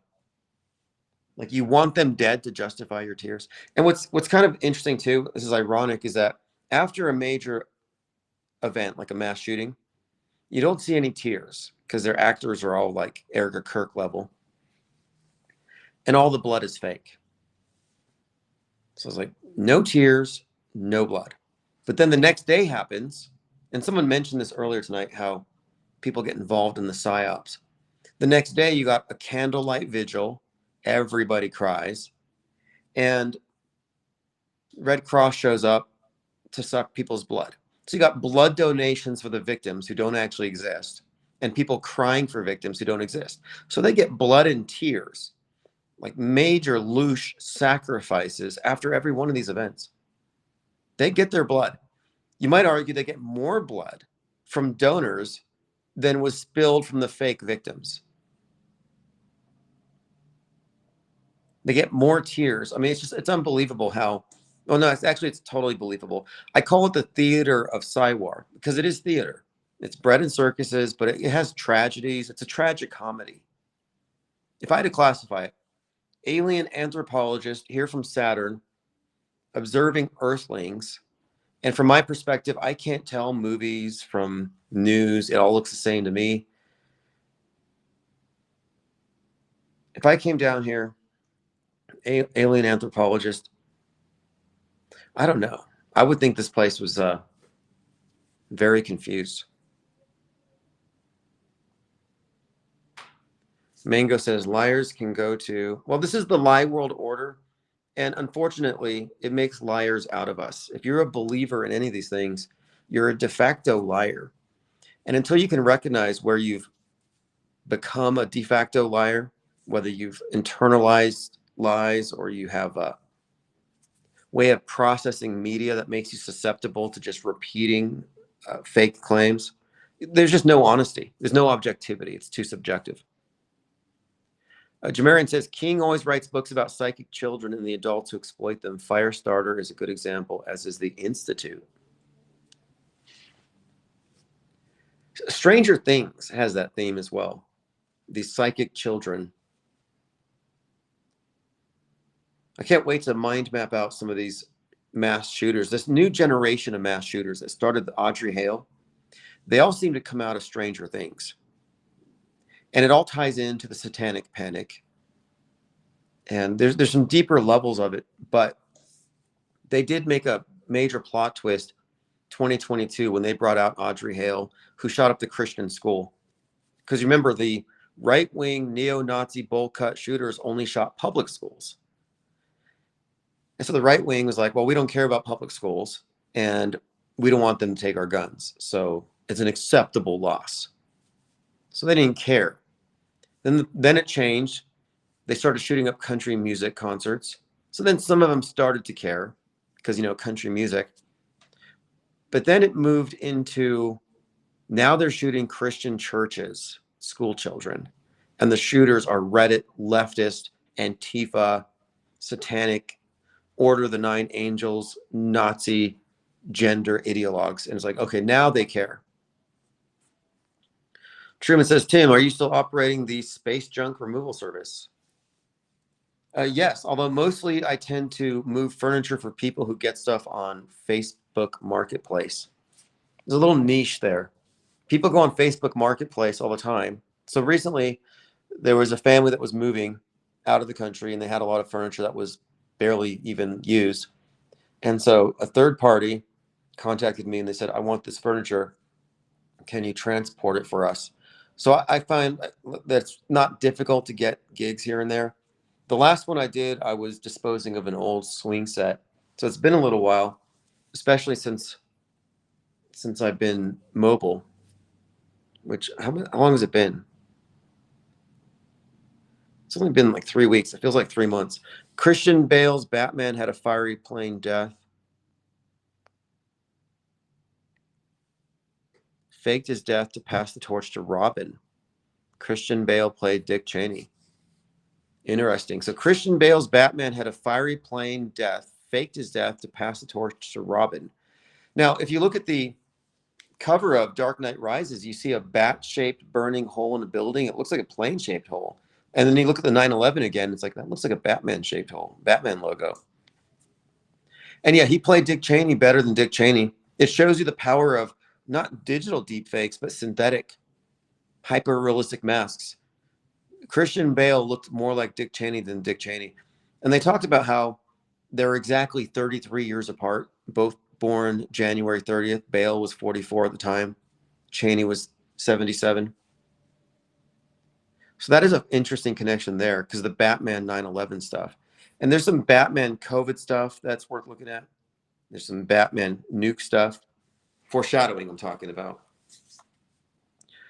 But we'll have to do an analysis of Batman and Joker and how they play out on the world stage. I mean, this is really something that goes back quite some time. You go back to Batman being founded by, Batman's grandfather founded the Skull and Bones Society. So there's this lore attached to it. Then there's the predictive programming stuff. And then you have this repeated use of Joker and Batman as representative of basically Antifa and I won't say Proud Boys, but more like Patriot Front. So you have like the vanguard of the fascists and the vanguard of the anti-fascists. The class war represented by the vigilantes of each. Joker's like a vigilante for the poor. Batman's a vigilante for the rich. So you have Daniel Penny shows up after Marjorie Taylor Greene talks about the violence in the subways and how it's Gotham, implying they need Batman. So Daniel Penny shows up in a subway and he strangles a mentally ill Jordan Neely to death. And the right wing says he's a savior. He's like Batman. He saved those people from the unarmed homeless guy. So he was reviled. Daniel Penny was reviled by the left as a murderer, praised by the right as a hero. Then you've got Luigi Mangione comes out and he kills a CEO, shoots him in the back. So Mangione is praised as a hero to the left. In the class warfare context, he's like Joker, killing the rich is a good thing. But to the right, he's a villain because the right doesn't hate CEOs. They love Elon Musk. To them, it was murder. So it's not a coincidence that as Daniel Penny gets out of jail, Luigi goes in. Well, just as Daniel Penny has been compared to Batman and had the biggest give, send, go ever, I think Kid Rock gave him like 50,000. Luigi was comparable to the Joker, compared to the Joker. You got the same repeated themes I'm saying with these two individuals, Joker and Batman, right and left. The new Batman movie comes out. That was on 3/4/2022. And on that day, Joker, the Boston bomber, had his death penalty reinstated.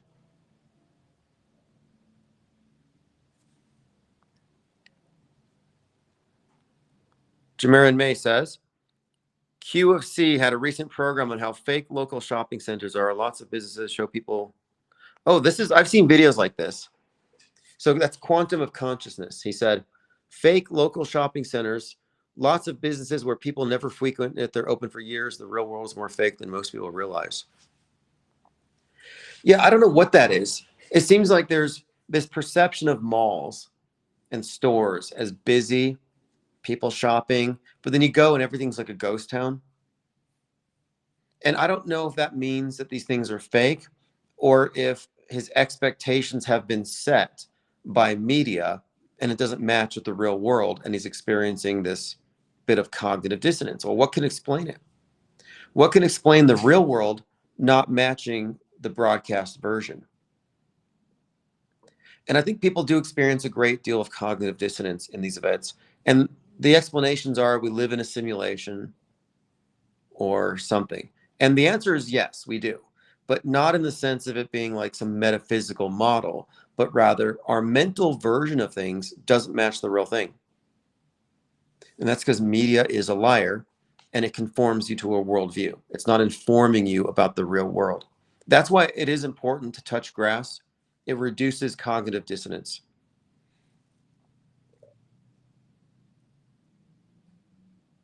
I haven't listened to enough of his work to know where he's coming from, but as long as as long as he's not promoting that people really die in these events, there's probably a good chance that we have significant overlap. You know, we're all looking at the same facts. We're just arriving at different opinions about what these facts actually mean. And if your perspective is alt media, you're not going to arrive at the right conclusion ever. So Busy56 says, check out Pluribus. Pod people share the same hive mind and try to convert the one remaining person. Actually, she finds out there are 11 others in the world. Is that on Netflix? Because they e-grabbled me in my sleep. I didn't turn off one of my cards, and it's like, oh, you're a Netflix subscriber again. It's either Netflix or Amazon, whoever manages to pickpocket me in my sleep.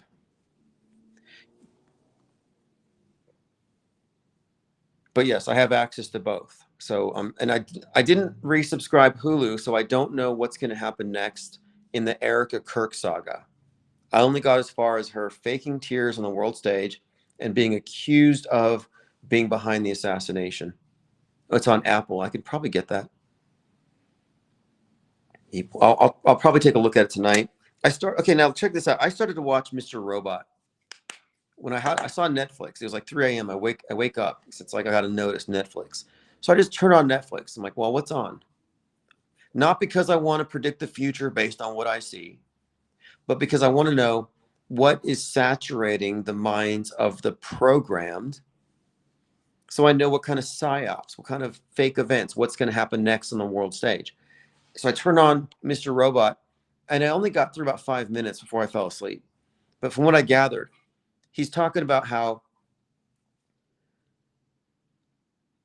he has become convinced that all of the major events in the world have been staged and are controlled by the 1% of the 1%. He's like the top of the 1%. 1% of the 1% control the world, and that he knows how the world works now and that they're after him.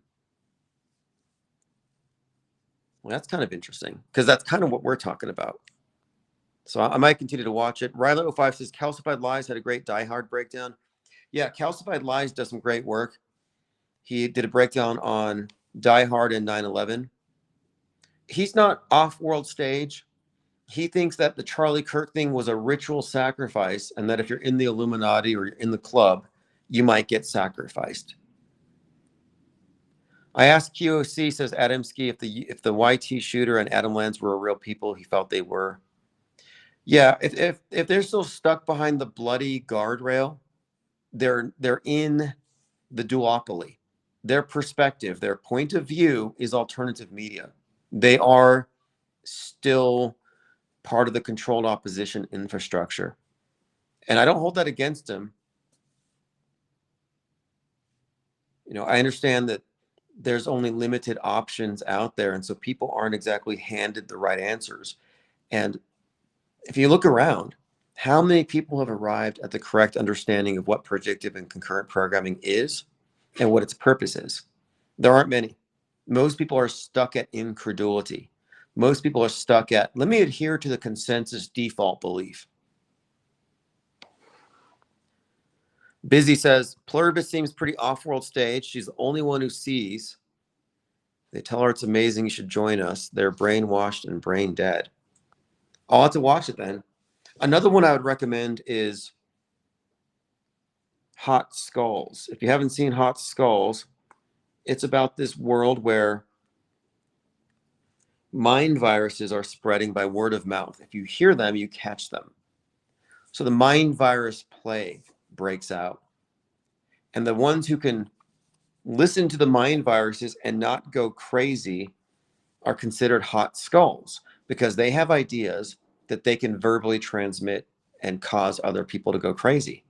So you would consider me and you, we're hot skulls. We're mind virus super spreaders, but we're asymptomatic. So the main character is asymptomatic. He's obsessively gathering recordings to find out what everybody's babbling about. So he's getting all the mind viruses in his head. And they're called jabbers, which I think is a reference to anti-vax because it's about a quarantine. The world's quarantined. The government makes everybody wear earplugs. Instead of masks, earplugs. So if you see somebody without earplugs, you run because they might infect you with their mind viruses. Anyway, the protagonist absorbs all the mind viruses, and so he shows up as a hot skull and a threat to society, and they can't figure out why he's not going crazy. So he's like the number one asymptomatic super spreader. That's why you'll often see the cyborg penguins that I post with flaming heads. It's representing our hot skulls. Ooh, this is good. Lord Laney says Zardos was a good movie, shows how fake stories over time become canon fact. Yes. So if there's any takeaway from this conversation, it's that fake news becomes history, that our history is quite literally being manufactured in front of us, and that the major psyops are the historic turning points, are the plot twists. And they only need to fake a small percentage of the news because everything else bounces off of that. It permeates the entire media ecosystem, one. And then two, all of the quote real news rests upon the presupposition that all the preceding fake news was real. So you can make the case that everything's fake, not literally, but you can make the case that the fake news dominates and that the real news is just caught in the wake.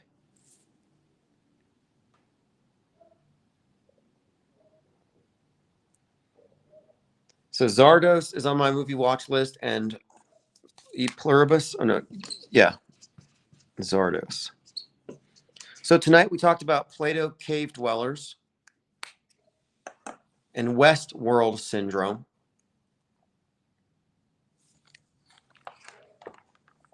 We talked about, going through my list here, we covered quite a lot of ground. Oh, I didn't get to this. One of the things I wanted to get into, and I posted it on Twitter, somebody posted some more videos of people with squibs. So one of the things that I've noticed and that he showed in this video here is that when somebody has squibs on their bodies and the squib goes off, there's force to it. There's a rapid ejection of liquid, and if there's a significant volume, the person's shirt moves around, their body moves, it jolts their body when the tube is suddenly spraying the liquid. And so when you see Charlie Kirk jerk when he gets shot, you see his hair flop and his neck seems to puff up. Yeah, that's all very squibby. Andrea says, Tim, I can't wait till you watch Severance. The role security levels plays into the plot will confirm. Okay, what you observe about them. Okay, I might have to continue watching Severance as well. I watched like the pilot. I refer to this as a security clearance society. The programmers are those who have security clearance to be let in on certain aspects and facets of it. No one's given the whole picture. Anufel says they create fake history to reach in school. Well, okay, so there's a question that I would ask is, when does news become history? Is yesterday's news history? Is it 5 years? Is it 10 years? Because my contention is that history is the agreed upon version of things, whether or not it goes into a history book. But all of the fake news that we've observed, all of the news that has been bent by fakery, all of the psyops that are treated as real, those are printed in the history books. That becomes part of our official history.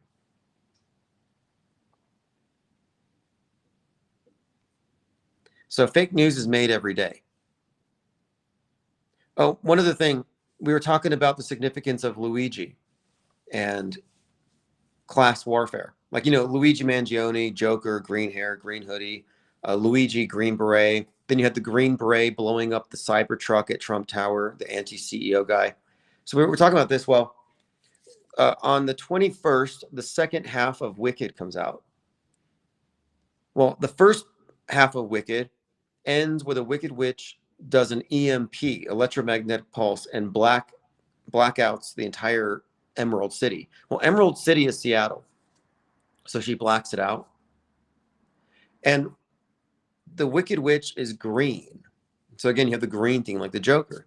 Well, one of the things about Wicked, if you haven't watched it, is that it has a strong Antifa subtext. It's Antifa. If you haven't seen Wicked, you can tell that Jeff Goldblum is basically the Wizard of Oz is Trump, and that they are persecuting minorities, and that they're genociding the talking animals. They're mind controlling everybody.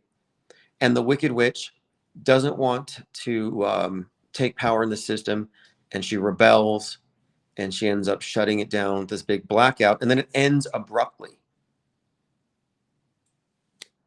So the next part comes out later this month. I'm curious to see what that might portend, because they released the last one on 11/22, but it had a pilot, or a premiere rather, on 11/3.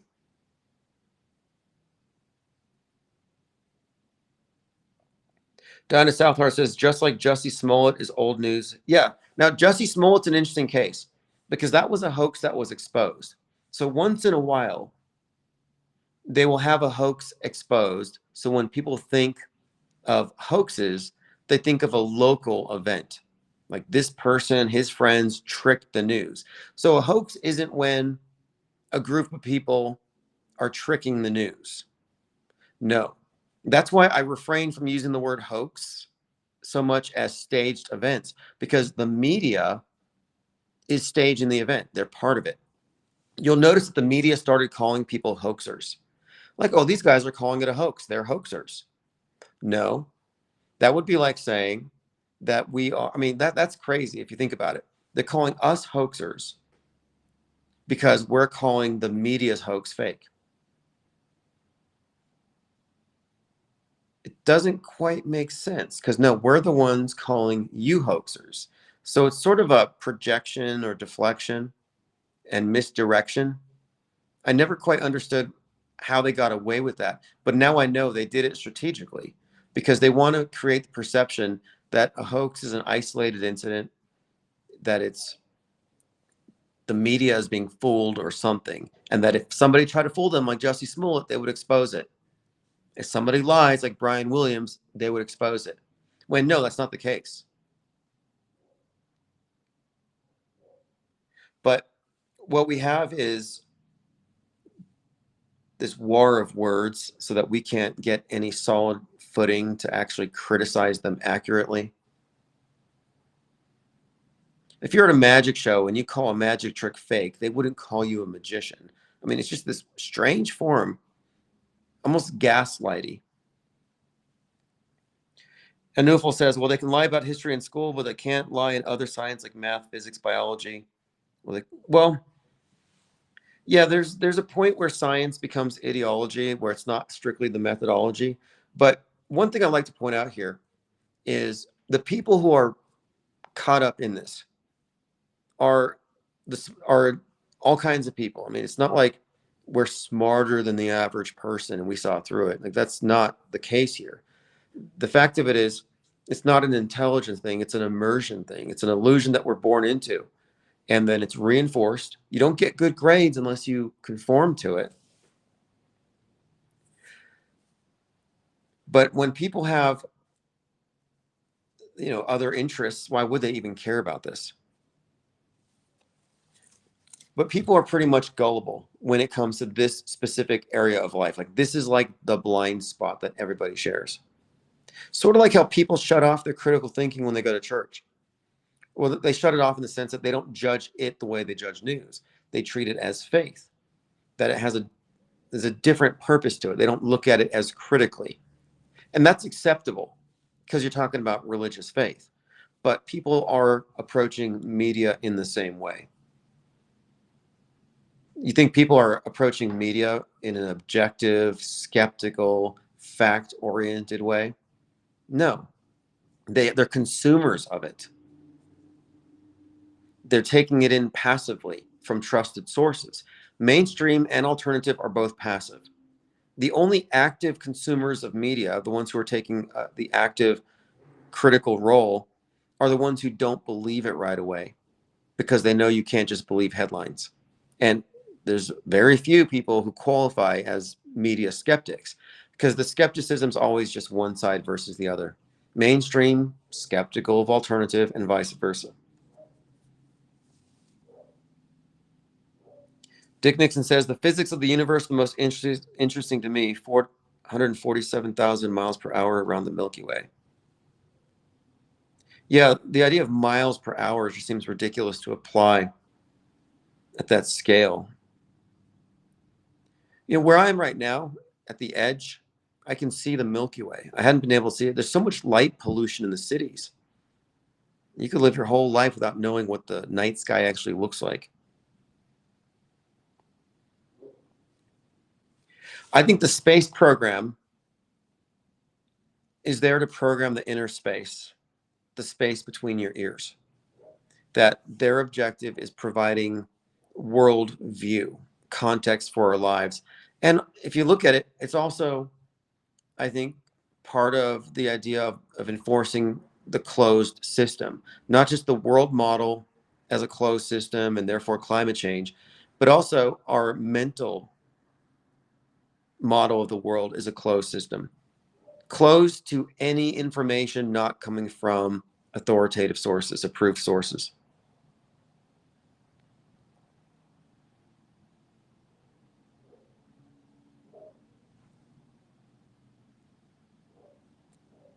Now, when I say space is fake, or you hear the phrase space is fake, we're not denying that something is up.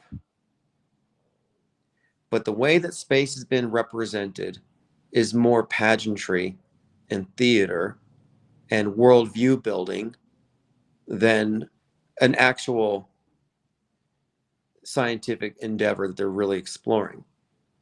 I think it's pretty much the case that it's always been simply worldview warfare.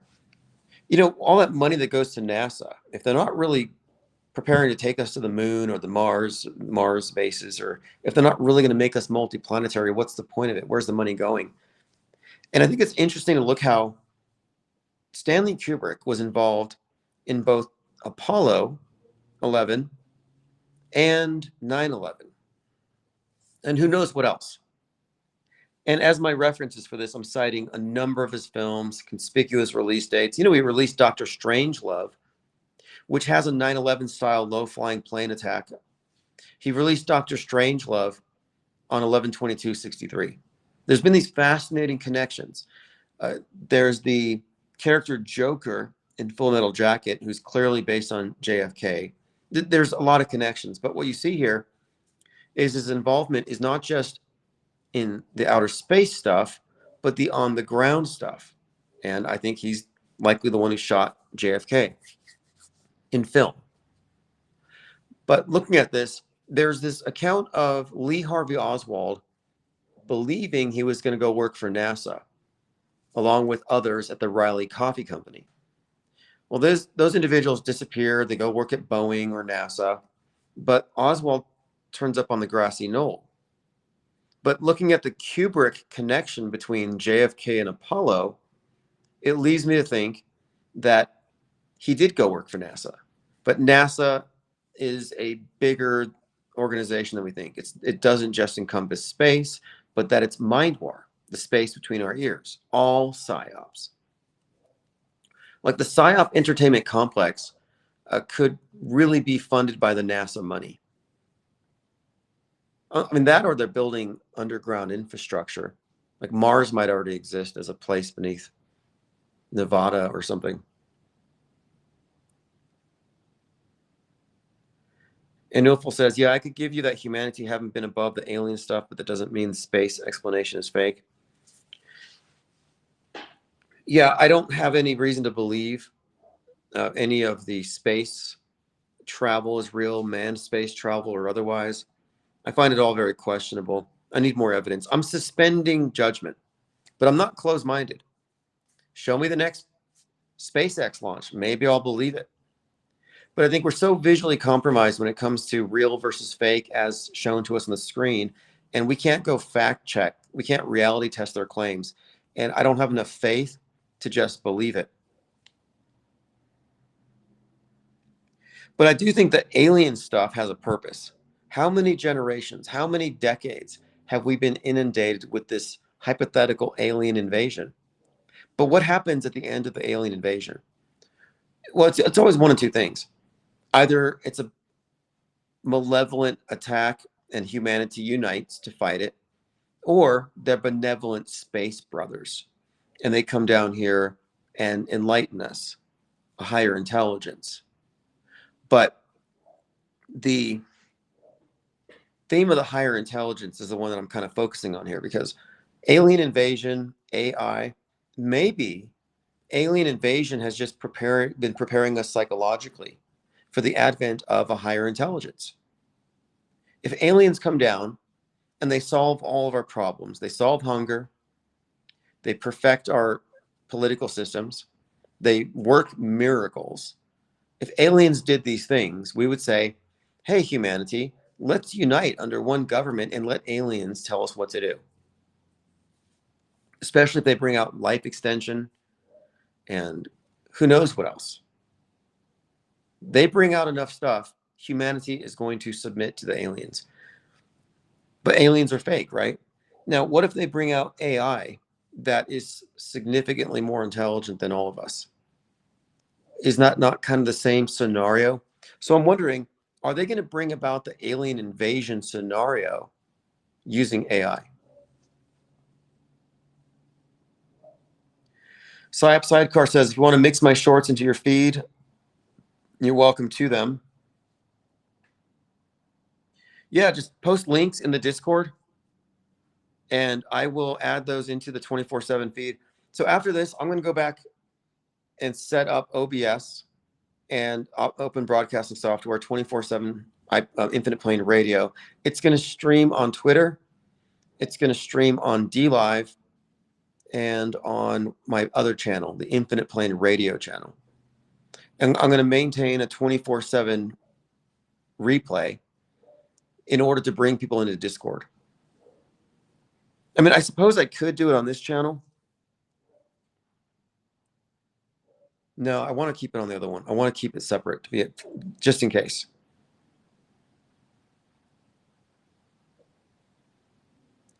Dinah Southhart said, Pope said they'd baptize fallen mankind. Yeah, I think they said they would baptize aliens. But look, the alien stuff has been a mainstay of sci-fi and predictive programming for a long time.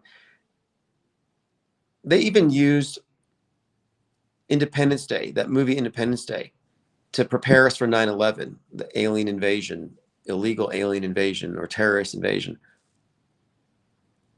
But I'm just saying hypothetically, if they bring out AI so intelligent that it radically evolves us in a number of areas of human endeavor, I think that that's checkmate. Yeah, the way you will know I'm live is I'm going to have it 24/7 on the Infinite Plane Radio channel. This one's separate. And what that one is going to be used for is to have a chat. I'm going to turn on an AI bot to engage the chat. And we want to bring people into the Discord server. Copaesthetic says, even if they did provide better visual evidence of space travel, the blindfolded skeptic will still auto-hoax AF due to the extraordinary claims. Yeah, something else to consider. If they get the visual effects so good that they can make it look like people are on the moon, there's inconsistent. There's a continuity issue here. It looked fake. It looked fake. It looked fake. Now it's real. So it's real. Is that how it works? That shouldn't work that way. Like, remember that SNL skit with the land shark? Like, he knocks on the door. He's like, mailman. Oh, the mail's already here. So he knocks again. Pizza man. I didn't order any pizza. He knocks again. Plumber. Oh, I ordered a plumber. They open the door. The shark comes in and eats them. That's kind of the mentality of people who are going to fall for these later space psyops. They're going to just forget the fact that the first ones were unconvincing. Girl says, Pope says since aliens were born without sin, they didn't need to be baptized to enter heaven. That's a great point. Space is the new heaven. Space as a concept has really been introduced as an iteration of the more archaic concepts of paradise and heaven. You ascend to heaven. The aliens are the angels of this new paradigm. You can be an atheist and laugh at angels. Oh, that's archaic. Angels. Who would believe in that? But you believe in aliens. But since you wouldn't baptize angels, why would you baptize aliens? That's a valid point.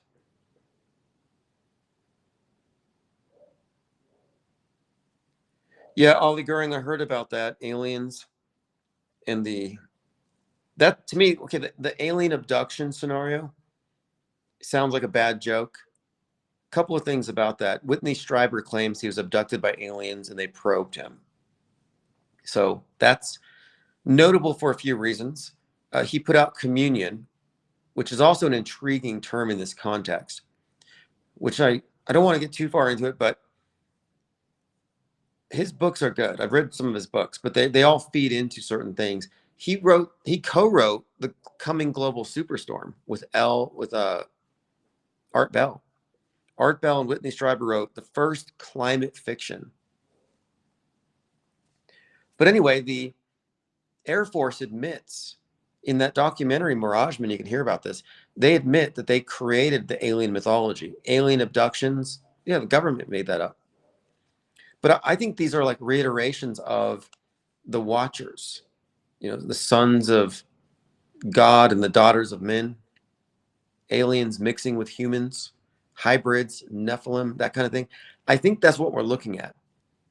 So my point is, aliens were created for the new paradigm. Space was created. These are iterations of traditional views fused with science fiction. It's called syncretism. And this is not a new thing. If you want to see a good example of syncretism, look up Serapis.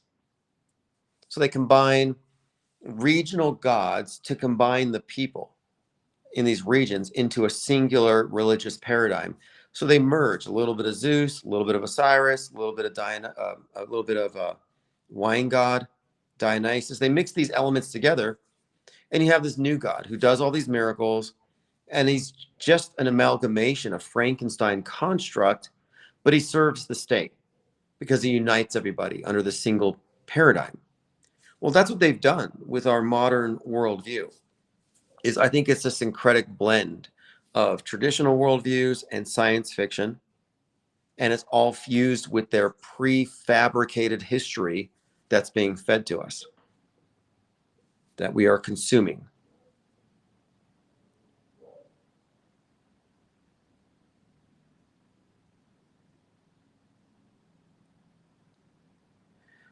A Newful says, baptize the AI. Well, it's probably not a coincidence that those with traditional beliefs will see aliens as demons and they see AI as demons. Did you hear Candace Owens? And these are predictable positions. She's woke right, red pill right. So of course she's going to say AI is demons and that Elon Musk and Sam Altman and Peter Thiel are cyborgs who don't bleed if they're stabbed. Of course, Tucker Carlson is going to say aliens are demons and they're working with the Democrats. And one of them scratched him in the bed.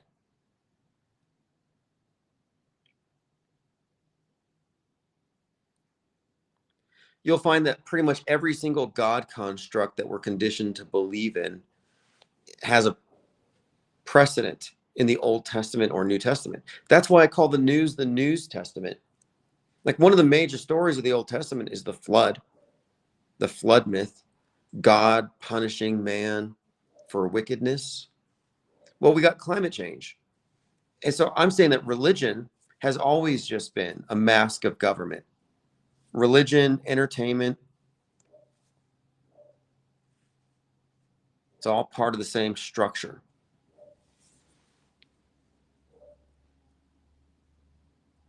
Erica Creech says AI would be hybrid human and machine. Adamski says, what happens if you're hostile to AI? Yeah, there's probably going to be some psyops with that regard, with that idea of like Luddites. I don't know what they're going to do. Like, how do you fight AI? I just see a lot of phobia, a lot of AI phobia.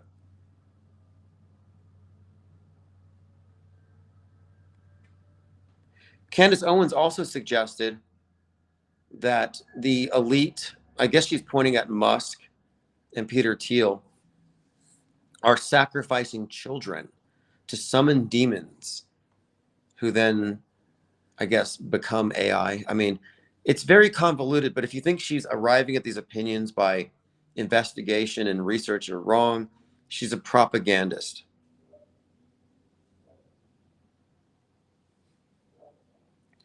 Truman B asks a Newfold, do you believe that Musk launched a Tesla Roadster into space? Yeah, that's something I would like to bring up as well, because there are people who will say that they know some events are fake, but they're not sure if the next one is fake. So it's like case by case. And they don't want to rule out the possibility that people did die. So I ask for the specifics. Well, name me which people really died at which event. And I always get a blank. So if you're open to the idea that space travel isn't fake, what part of it was real? Was the moon landing real? And a lot of people see through the moon landing, but they still think space travel is real and the ISS is real. And I'm like, you can't really build on a house of cards like that.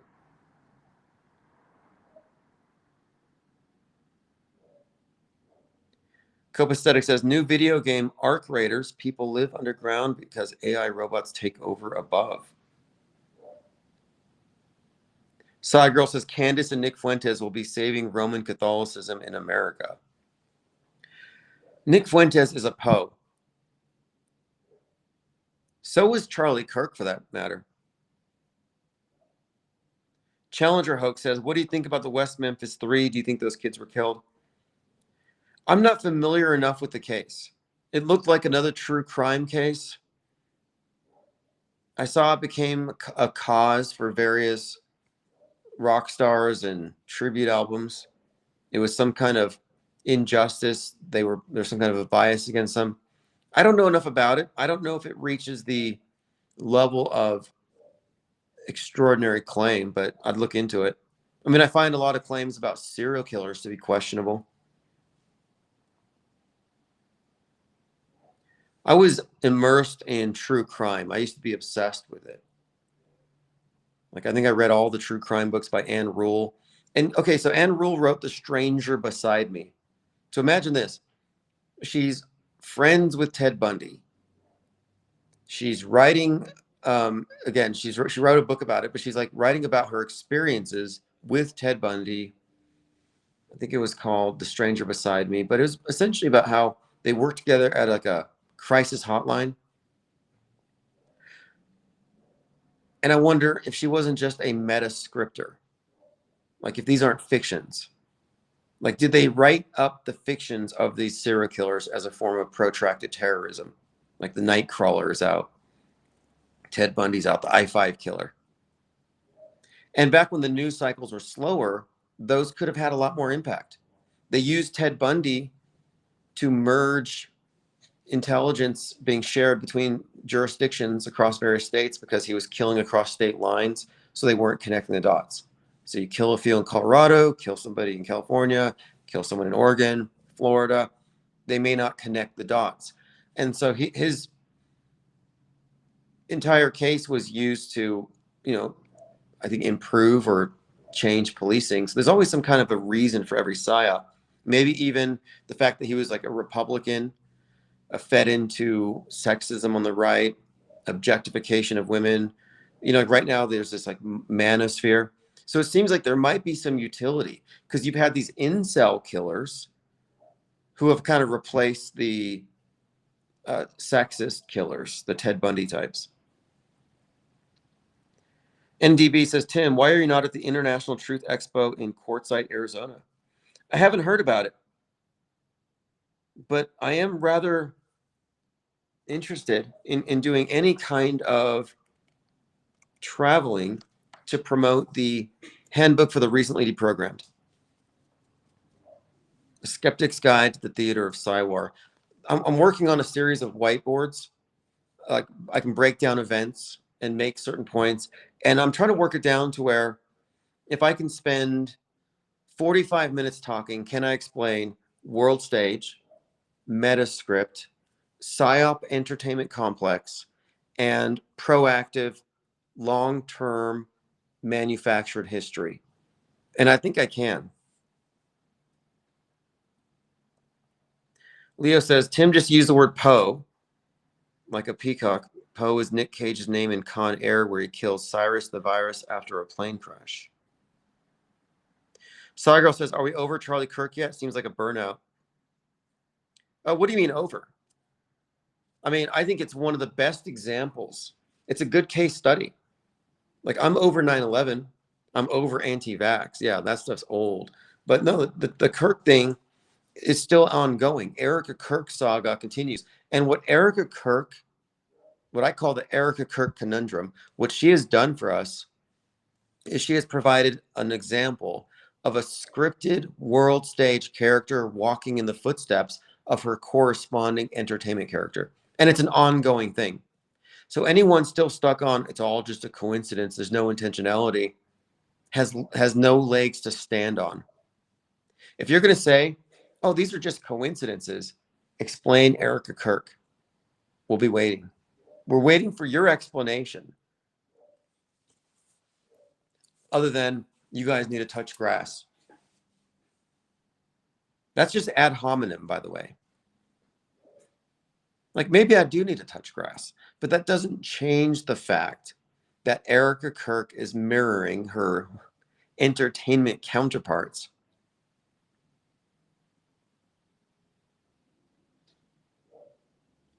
Enulful says, Truman B3000, you got a better explanation for the stuff we see day and night in the sky than outer space.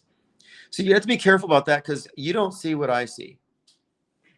Like, oh, we can just see the ISS. We can just look up. Or you can see it. You can look up. Well, you can go see the Loch Ness Monster. You can go see Bigfoot. You can go see a chupacabra. That's called shifting the burden of proof.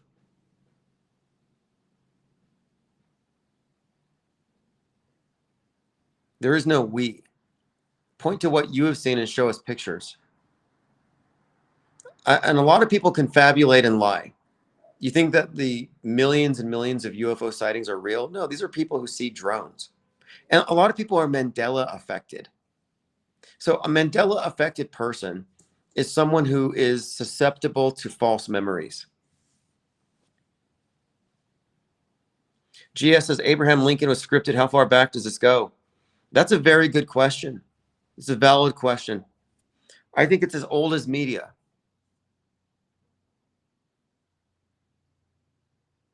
Kevin Morning says, Vegas sphere is where we live. Yeah, we live in a giant Vegas sphere. I don't really trust any news purporting to come from above the Kármán line. And that's just because I can't fact check it. Like, I'll take your word for it. I'm interested in it. I love science fiction. But there's a point where it's like, okay, I get it. We live on planet Netflix. It's a media-infused hyper-reality. We live in the Disney universe. Does anybody know the date that Pluto the dog came to be? Because the planet Pluto and Pluto the dog simultaneously showed up in 1930. And if you look at the planet Pluto, it's got Pluto the dog's face on it. Look at the Death Star and tell me it doesn't look just like Saturn's moon, Mimas. And then how many logos do you have on Mars? You got the House of Stark from Game of Thrones, which is the Iron Throne. Fascinating symbolic connections there. And then you've got the Star Trek emblem. No, the sun, the moon, the stars are real, but rockets are fake. Rockets are pageantry. Rockets are burning, flaming obelisks. The symbol of Osiris, the earth god, and ascension, resurrection, recycling of souls, the cycle of life and death. I mean, the movies have been used to teach us all the old mysteries as well, but it's in an esoteric, exoteric way. Darth Vader is Saturn. Luke Skywalker is the sun. The sun rules the day. Saturn rules the night. They have a big sword fight. They cross swords a lot. You'll see the cross symbol. And then the sun god, Luke Skywalker, gets his lightsaber cut off. Well, that's Osiris having his thing cut off. And then he hangs from the cross in Cloud City until he's picked up by his crew and his hand is reattached and he gets his lightsaber back. That's the story of the Prince of Darkness, Set, dismembering the sun god at sunset as night defeats day. The dismemberment of Osiris. The severing of the phallus, represented by the obelisk, the lightsaber. Obviously, if you look at the symbol, the lightsaber, light is life. It's not hard to understand the symbolism here, but that's exoteric. It's just a sword fight. The public doesn't know the deeper implications of these things. I'm saying that space is heaven. It's a religious paradigm thing.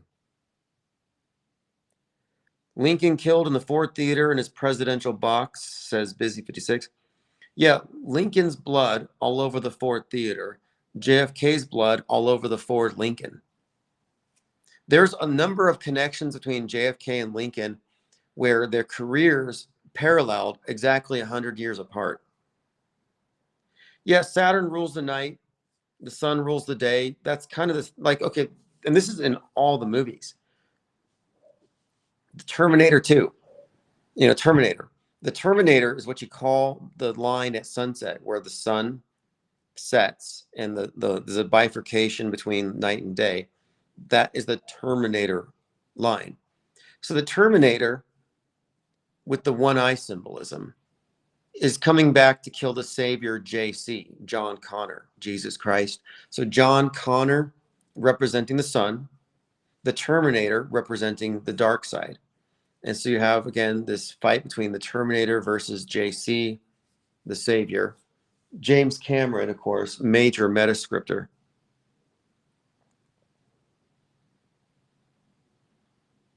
Kennedy had a secretary named Lincoln. Lincoln had a secretary named Kennedy. Yeah, then you had one, it was like the shooter runs. There was something about where the shooter ran to. There's too many parallels to get into now. But the point of it is, it's an example of history having these indicators of some scripting when it comes to these major events, like story.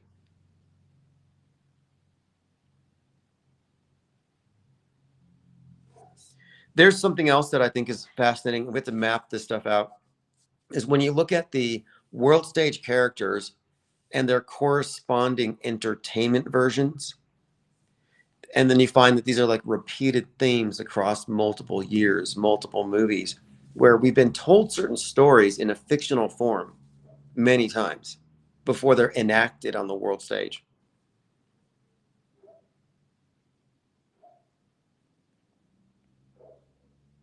I want to do some more of these mind maps. I would do it now, but the sun is setting too soon. But we're going to do a lot of these. Again, it's a work in progress.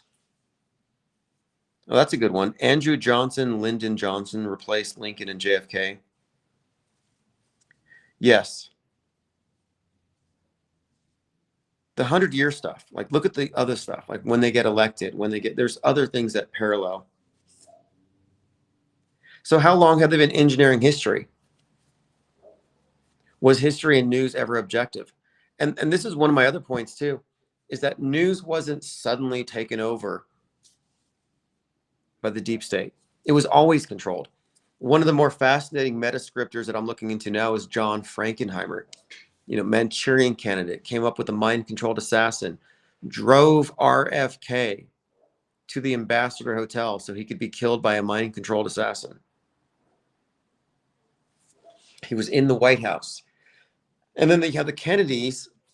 Jackie Kennedy apparently was into horror films or spy thrillers, and she made a film on September 22nd, 1963, where JFK gets killed, and they had the Secret Service help, and they use Heinz ketchup. I haven't seen the film. It's been buried for some reason. It was eerily prescient of what happened. It had some shots. According to the Vanity Fair piece, you see some stills that look like Zapruder's shots of the Ford Lincoln, same angles. But yeah, there's a Vanity Fair article about JFK staging his own death 2 months before his death. Yeah, that's the one. JFK killed by Oswald. Booth fled to Oswald Swan. There are so many of these things. But yeah, Booth ran from a theater and was caught in a warehouse. Oswald ran from a warehouse and then was caught in the theater. And then there's some Wizard of Oz subtext. There's some Masonic subtext. There's Macbeth. I think the Wizard of Oz one has to do with Jack Ruby. Ruby Slippers defeats the Wizard of Oz. Jack Ruby kills Oswald. Jermaine May says, have you considered starting an IPS movie club? An examination of retro programming in older film. You know what? That's a great idea. I'll put that down too. So I already want to start a book thing.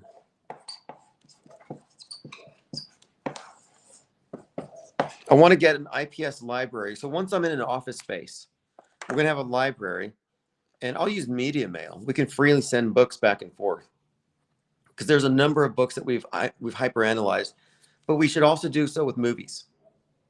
And we also need to build a parallel. I call it parallel media for a reason, because the controlled opposition is anti and the pro is against the anti. So there's this dialectic there that we don't want any part of. I'm not anti-media. Like, let them do what they do. It's a bread and circuses. You can enjoy it if you want to. We're doing something parallel to it. So we need to have a parallel record of events, that this is the mainstream version. Antifa killed Charlie. This is the alternative version. Netanyahu killed Charlie. This is the off-world stage perspective on this. You see, which would include drills, predictive programming, other content that leads us away from the other two. And we do this for every single event going back in time to Frankenheimer and the Kennedys. And obviously we can go further back. But what we need is a body of content that somebody who's new, yeah, Titanic would be a good one. Lots of books predicted the Titanic sinking. And the reason for that, I believe, is that they're telling stories in broad strokes. You got to see Francis Ford Coppola's movie, Megalopolis. The very intro talks about history and how empires fall and how it doesn't happen overnight, but there's stages for the story to be told.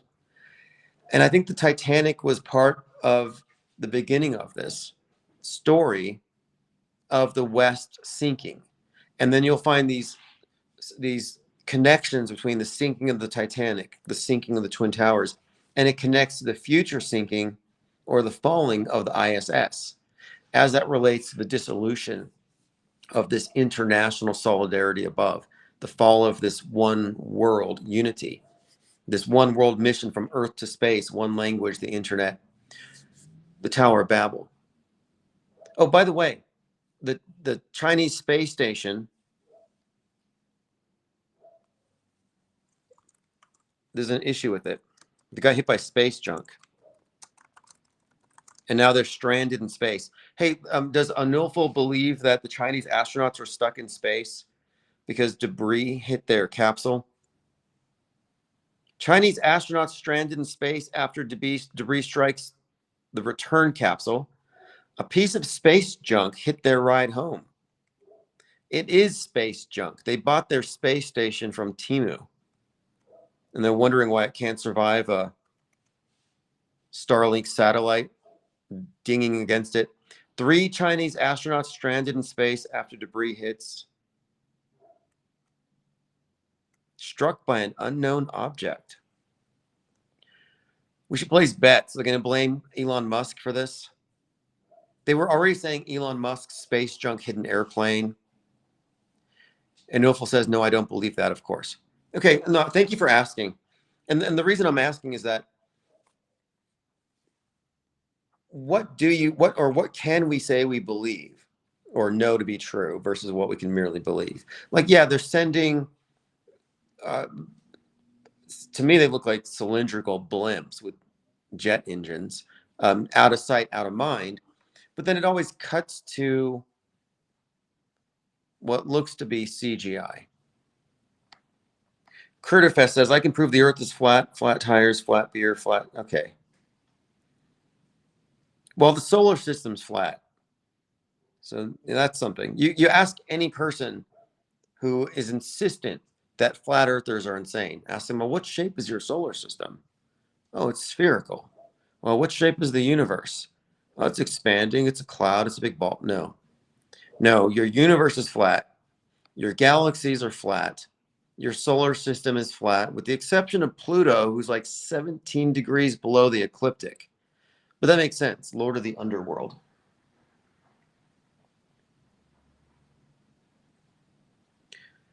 Dick Lens Flare transitions. Nixon says, how about Barack Hussein Obama? Do you think he was a plant from the makers of 9/11? Obama catches Osama. In my opinion, it's blatant. Yeah, Osama, bin Laden, Obama, and Biden. I think these are all made up characters. Wasn't Osama bin Laden's like CIA name Tim Osman, which connects? This is could be subtext, because what was the whole story of 9/11? Like, broad strokes, from a history perspective, it was a clash of civilizations, the West, versus that's kind of what I think they were insinuating. And the idea was like this global jihad and stuff. But I'm pretty sure the name Osman, Tim Osman, there it is. Tim Osman, Osman, was a name that was supposedly assigned to Osama bin Laden. So that's been going around for some time. Osama bin Laden and the name Osman. Well, Osman is the founder of the Ottoman Empire. I'm like, that's interesting. There's some background to even that name that kind of corresponds with the general theme of Osama bin Laden in the West versus this global jihad.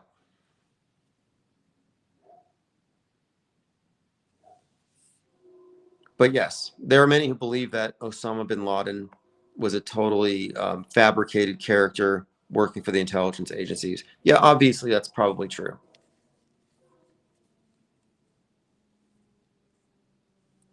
The lead hijacker was 33-year-old Muhammad Atta, like Muhammad attacks, like Muhammad Ali Airport, like Muhammad Ali from Dearborn, Michigan, planning ISIS attacks.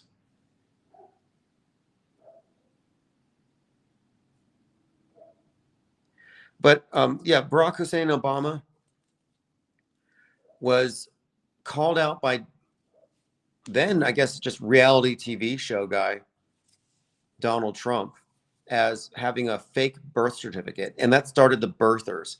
So the Tea Party movement, which is all about limited government conservatism, suddenly gets behind Donald Trump, who says, I'm going to expose Obama. I'm going to release the 9/11 files. So you notice back then, he started pandering to the conspiracy crowd back then, and drawing a lot of attention to Obama's birthday, which is also kind of intriguing, looking at how significant it has been since. But there's been this fight between Trump and Obama for some time. And this is all subtext. I was talking earlier about movie characters and their corresponding real life personages and how they tell stories over time. So Barack Obama represents well, this is kind of how it's framed, because you got like far left, far right, woke left, woke right. And the far right extreme is represented under the year 1776. And 1776 was all the rage when 2021's January 6th insurrection happened. So 1776 represents like the right wing at its most extreme and revolutionary. Well, the left begins 1619. They're associated with this idea that no, America's founding needs to be more inclusive of the transatlantic slave trade and those who are here first. So Obama 1619, Trump 1776. That's the dialectic. And there's been this antagonism between the two. And the subtext is maybe Obama was behind the assassination attempt.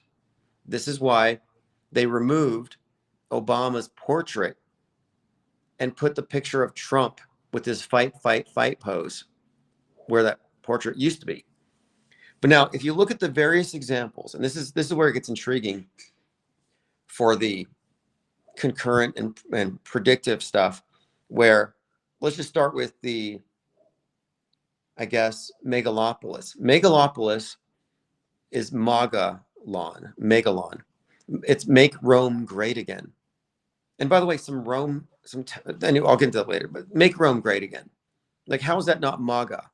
So you have this MAGA subtext in this movie, Megalopolis. The main character, Caesar Catalina, is based on Trump. He survives an assassination attempt. Well, the assassination attempt was arranged by the mayor, played by the actor Giancarlo Esposito, the chicken man from Breaking Bad. So you have Catalina, Trump, and this assassination attempt. So then I look at another movie, Captain America, Civil War. Harrison Ford, shot at the podium in the trailer, which came out the day before Trump was shot. Marvel Comics changed it as a result. He becomes the Red Hulk, which I think is a MAGA reference. But his enemy in that movie is the same actor. He plays Sidewinder. So you have this repeated antagonism between these two characters, but the same actor. And we've seen this repeated theme where in these various movies where the Trump character gets shot at, his antagonist seems to represent Obama. This was true in Tom Wolfe's novel Brought to Life, Man in Full, where Charlie Coker, this disgraced real estate magnate, it's all just perfectly coincided with Trump's life at the time. Well, he's taken down by the Chicago mayor, obviously an Obama character. But I've gone through numerous examples of the same dynamic set up where there's always been this Trump-Obama antagonism because what they each represent at their extremes, at the extremes of the political spectrum, but that these reinforce this general theme that's been ongoing for many years. Kevin Morgan says, don't forget sports are, well, that deserves some qualification.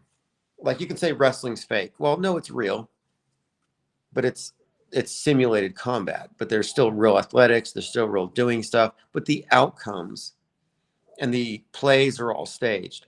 So we're pretty much insinuating here that, yeah, there's quite a lot with sports where you could make the case that it's highly scripted. Scripted might be a better word than fake. Sly Girl says scripted by PR consultants. Yeah, easy.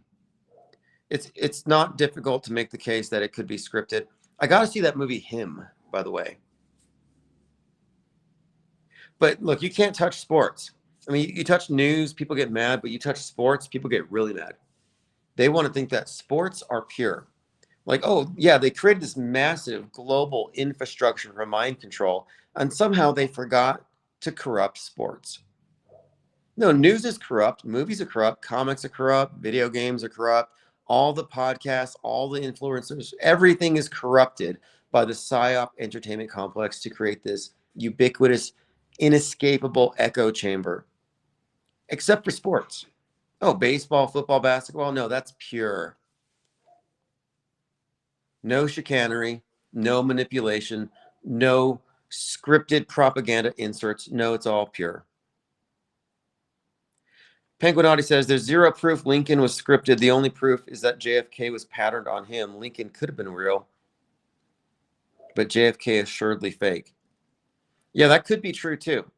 Like, let's say the Lincoln thing really happened and the JFK was templated off of it. That's an intriguing proposition.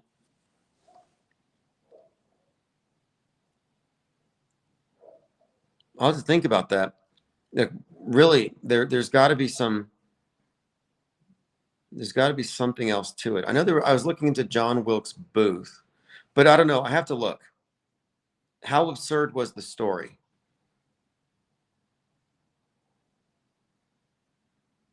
But it'd be a good idea to figure it out so we can get an idea of, like, when do they begin worldview consolidation through media in order to replace the religious paradigms? When did that happen? Fascinating question. Very interesting. Kind of lacking a lot of photographic evidence. We would need that. Ribo Nation says gambling is currently destroying sports and will pull back the curtain and reveal it's scripted like wrestling. American men will revolt. Yeah, I don't know. I don't know. Maybe.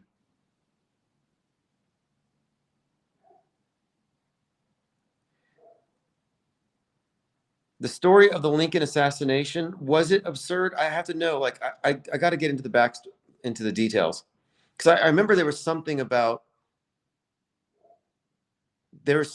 him. I don't know. I don't want to get into it now, but there's something about the shooter.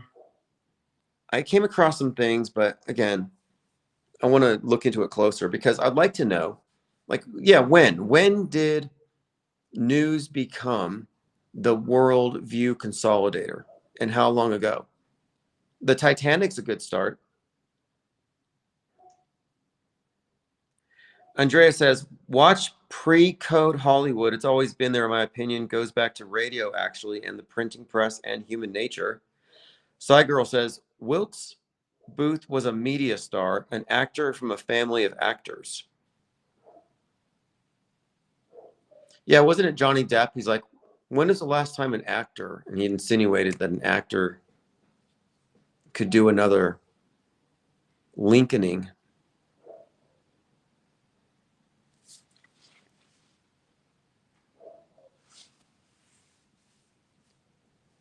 But thinking about this, the advent of movable type press was a major disruptor. We're talking about worldview consolidation suddenly being dispersed.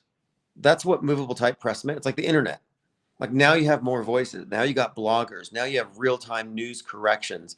So there's a lot of things you can look at where it suggests that when the consolidation over the printed word and the monopolies over education, the literacy, this ignorance as a form of, pacification of the masses, relative ignorance.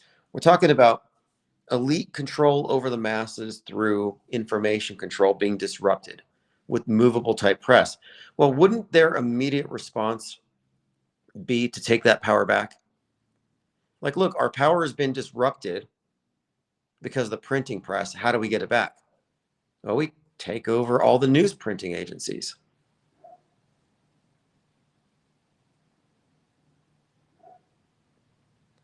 Somebody posted Miles Mathis. Yeah, Miles Mathis is great at stating the obvious. It's not hard to call something fake, but his approach seems to be more about genealogy and suggesting that if you can connect these actors with their given names with, oh God, with certain names, that it's unequivocally a hoax. Abraham Lincoln assassination was fake, hoax, false flag, gay Jewish actor, Booth. Yeah, I like Miles Mathis's meticulous articles. These are opinion pieces, but it always comes down to they did, them. his particular they. Let me see what he says. Why would the pistol shot be muffled? It should have echoed in the theater. Why would he jump down to the stage?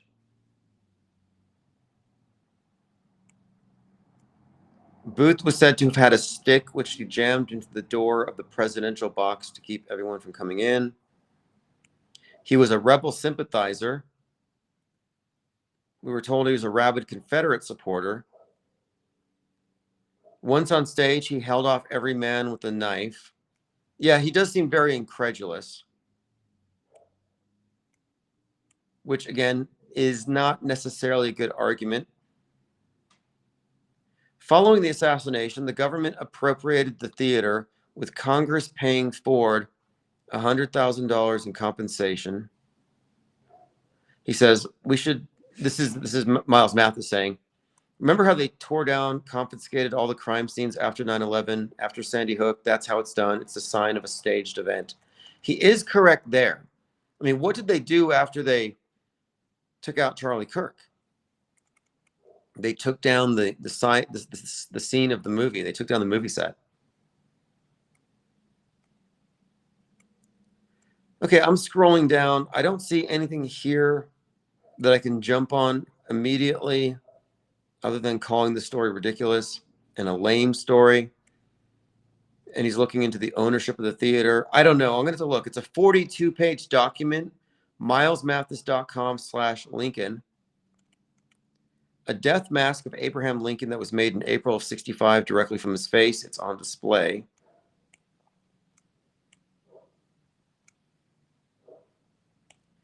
Yeah, I'll have to look at this a little more closely. I'm pretty certain that JFK was squibbed.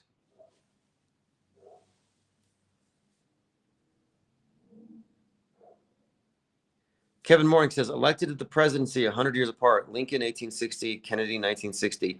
Yeah, there's every indication that the JFK thing was templated off of Lincoln. Every indication. So let's say Lincoln was really assassinated and they were going to stage the JFK one. Well, they would certainly draw inspiration from that. I could see why they would.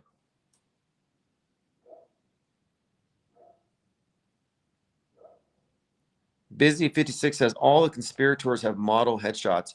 Yeah, it does seem like they kind of gave us a Lee Harvey Oswald demeanor to Tyler Robinson. And also, the conspiracy theorists consider them both to be patsies. At least they didn't kill Robinson. Although there's a lot of conflicting accounts over what he did and did not admit to.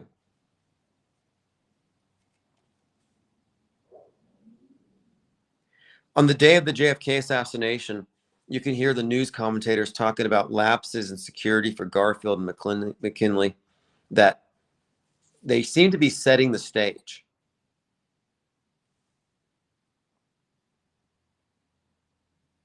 All right, well, this has been interesting. We are going to have phones open again, numbers on the screen. There's about 3 minutes left if anybody wants to call in. But I'm going to make phone calls a regular thing. Archives are going back up.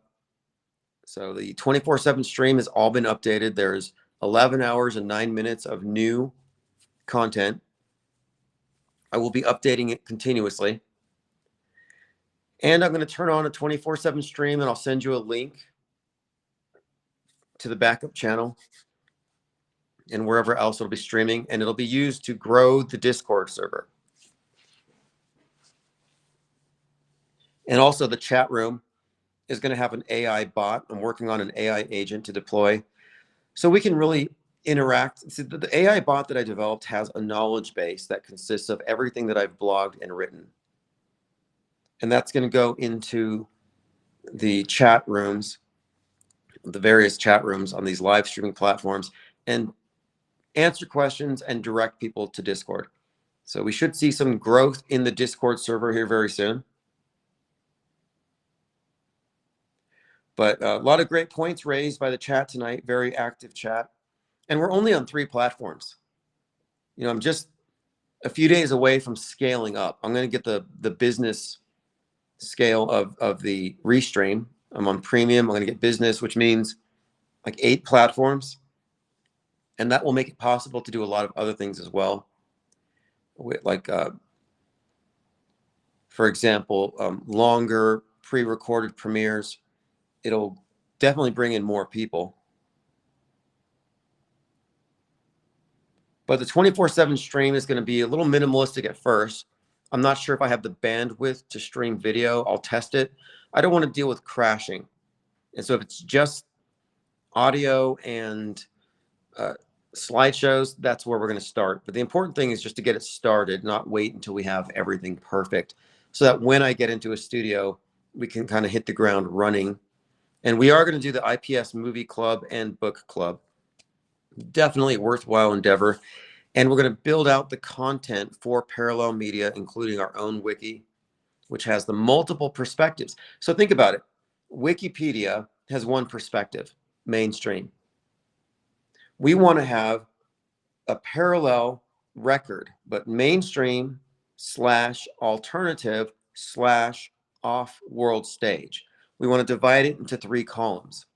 And these are the 3 ways it can be looked at.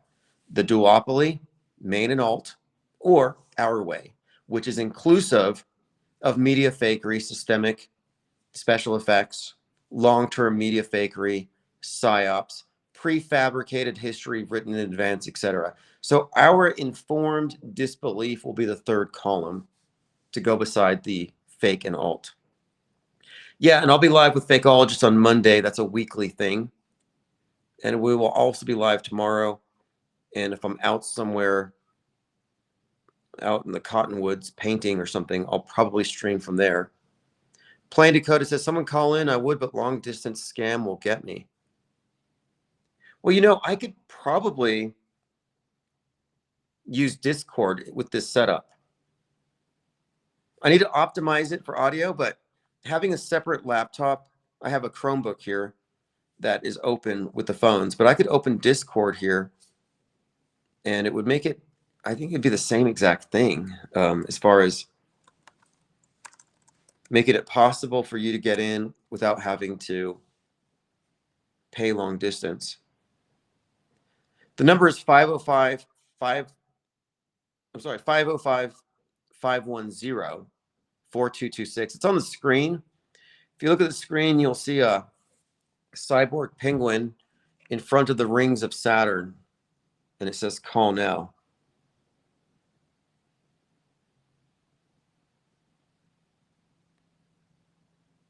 But yes, I'm going to make Discord an option as well. I just have to log in. It's not going to happen right now. I have to confirm I'm not a robot, use my authenticator. But yeah, I'll make that a point in the future. I'll see if we can get multiple ways for people to get in here. And hopefully the audio works just fine. We had a caller. It was a little muddled at first, but it got better after a second. Again, if you're on Spotify or if you're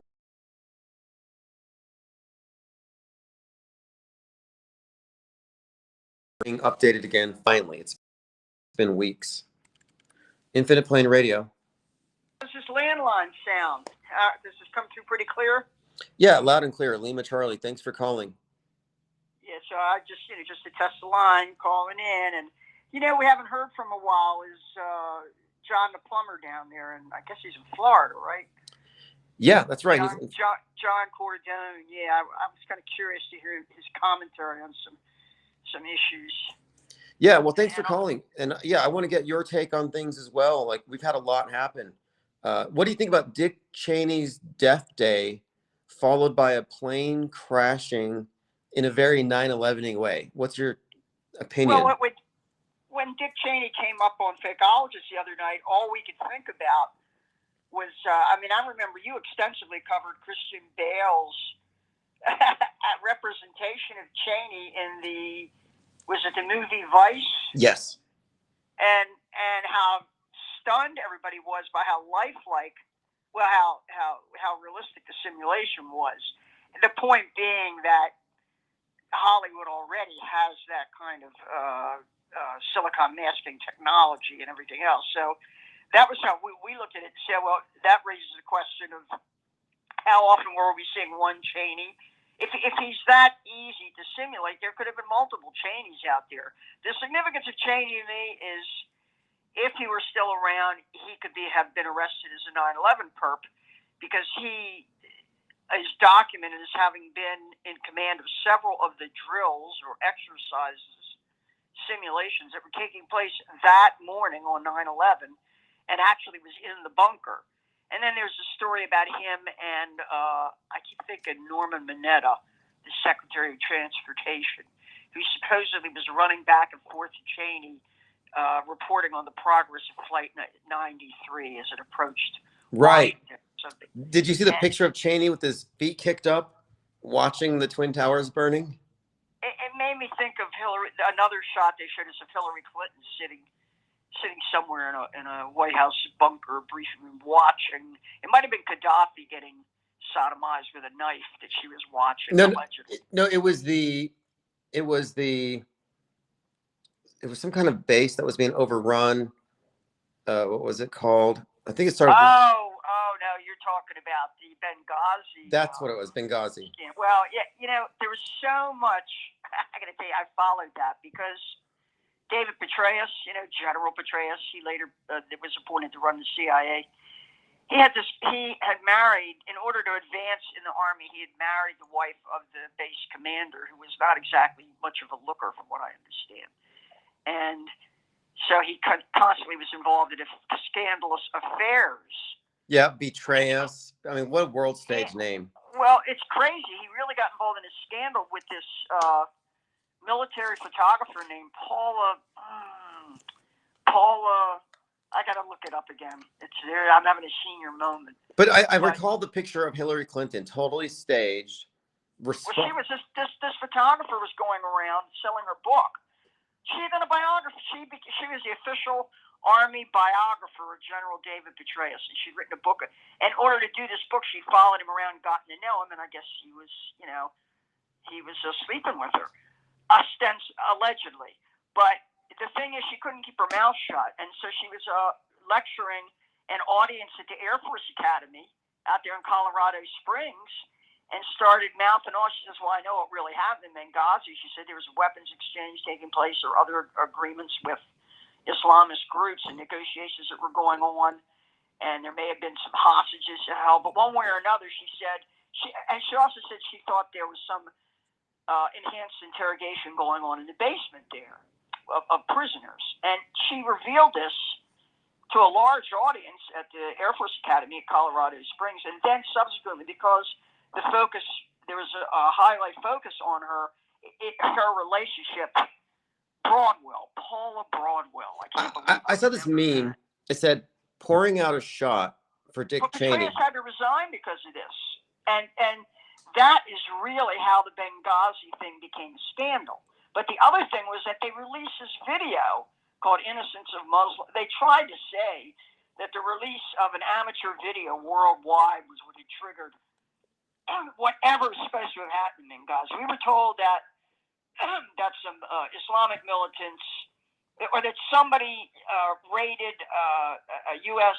consulate in Benghazi and killed 2 Americans there, Sean Smith or something. I forget that. One of them, his mother, still runs around all the time memorializing him. And she's very convincing. I would like to have people do an analysis. We have some fairly good critics now in our milieu generally of crisis act performances. I want to make this a regular thing. Like, I want school kids to be, as soon as these events are reported. Well, I would say that Erica Kirk takes the cake. I mean, she beat out Robbie Parker. I'm nominating Erica Kirk for Crisis Actor of the Year. And David Hogg was 1 year, Robbie Parker was another. But definitely Erica Kirk. And it's already early in the year. Well, no, it's late in the year. It's late. Yeah, we're going to have award shows later. We'll have to have some kind of Golden Hockey Awards. But anyway, I was saying, I saw this meme. It was somebody pouring a shot onto a person being waterboarded. And it said, I'm pouring out a shot for Dick Cheney. I thought it was funny. Yeah, one thing we got into the other night was, and maybe you were in the military, maybe you could shed some light on this, was the whole Abu Ghraib narrative fabricated, which of course I think Seymour Hersh is the one who publicize it the most. Were there in fact abuses of prisoners at this prison that used to be allegedly one of Saddam Hussein's torture chambers? So we were told. Yeah, I've seen those pictures, and I mean, they're gross. I don't know. I mean, it looks to me. From what I read, because I read some of the transcript of the court martials, Lindy England, she was one of the officers in command, and her boyfriend, she and her boyfriend were both the commanding officers at this location. And they were two that were court-martialed. I don't know if there were any others that were court-martialed for Abu Ghraib, but I read some of the sentence and the conviction, and all that stuff, and they actually confessed to doing a lot of the shit that they did. But most of it to me sounded like they were humiliating the prisoners. Do you know what I mean? Yeah, not sure. Physically torturing them, but like making a prisoner. I think they were making a prisoner. Yeah, I think I read about it. It sounded like they turned it into some kind of perverse situation. Yeah. But I mean, I don't have any reason that's real. I mean, when it comes to like calling things fake, you have to recognize, is it extraordinary? And that didn't... Like I say, people in the fakeologist chat room were coming at me saying that Cy Herschel's, everybody knows Cy Herschel's a liar, that he made this. And I don't know. Cy Herschel's the guy that did the My Lai massacre back during Vietnam times. Boy, that's ancient history. Now we get into that. Were any of these massacres real? What about Haditha? The Haditha massacre, or Fallujah? We were told that U.S. military could practically level, they had to destroy the village to save it. That's another Vietnam phrase. But how much of this is real? Because every time I bring up this is a history I remember, people say, they fed your head full of bullshit. It was all psyop. Yeah, we have a lot of work ahead of us. So I look forward to more calls, though. So thank you for calling, and everyone said this sounds good. Let me move on. All right, be listening. Bye-bye. All right, see ya. All right, thank you for helping me test out the phone lines. There is General Lynn, Psy Girl in the chat. Psy referencing one of those weapons. I think, is it Donatello, one of those Ninja Turtle weapons? And yes, there's quite a lot that we have to re-examine. Like, we were told this happened. Yeah. We were told a lot of things happened. And when you look at the scale of fakery, long-term engineering, the scope of something like a 9/11 with 88 drills going on, all terror drills, you go through all of that. It's like, well, these other things are small. Oh, Raphael has the Psy. These other events are small by comparison. I mean, we're talking about historic events, though. Like, the reason why these various events that we talk about get talked about is because they're impactful. They're absorbed into our worldviews. They're part of our collective narrative. These are the outrages. These are these massacres, these slaughters that steer events. And is there any reason to think any of it is happening outside of the theater of Psywar? I mean, the Abu Ghraib thing, yeah, that could be manufactured outrage. I don't know if they have to be all actors in on it. I mean, there are sick people who can be prompted to do things, but I don't know.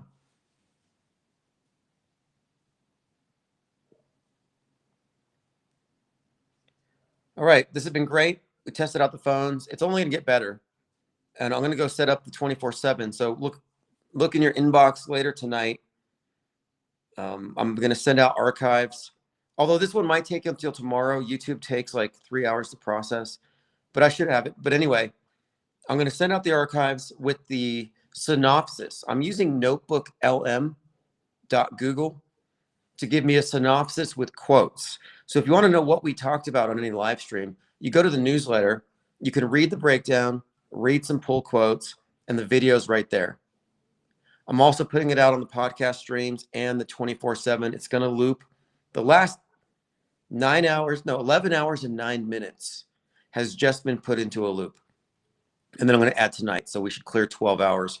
My objective is to get 24 hours in a cycle of just content covering a week or two. And then I'm going to start moving along, just deleting the older ones as we go and trying to keep it current. And I'm also open if anybody wants to, like Leo Pirate said he wanted to call in. And what we should do is, so earlier we were talking in the Discord. We cover a lot of things in Discord about Masonic Mormonism and their connection to Zionism. Interesting stuff. But I'd like conversations where we could record in Discord conversations about specific topics, and then I could premiere those separate. So we don't always have to talk live. I have a lot more free time. I am actually free. I am unleashed. So it's very easy for me to sit down in Discord and record conversations. And I want to create more content to put into the loop. Kevin Morris is fun as always. Yeah, definitely. All right, well, I'll see you all in Discord. If you need the link to get into the Discord, go to ips.monster.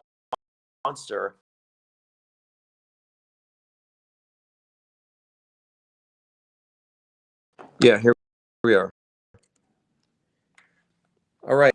Hey, what's up? Thank you for calling. It's a Leo Pirate. Long time no talk, man.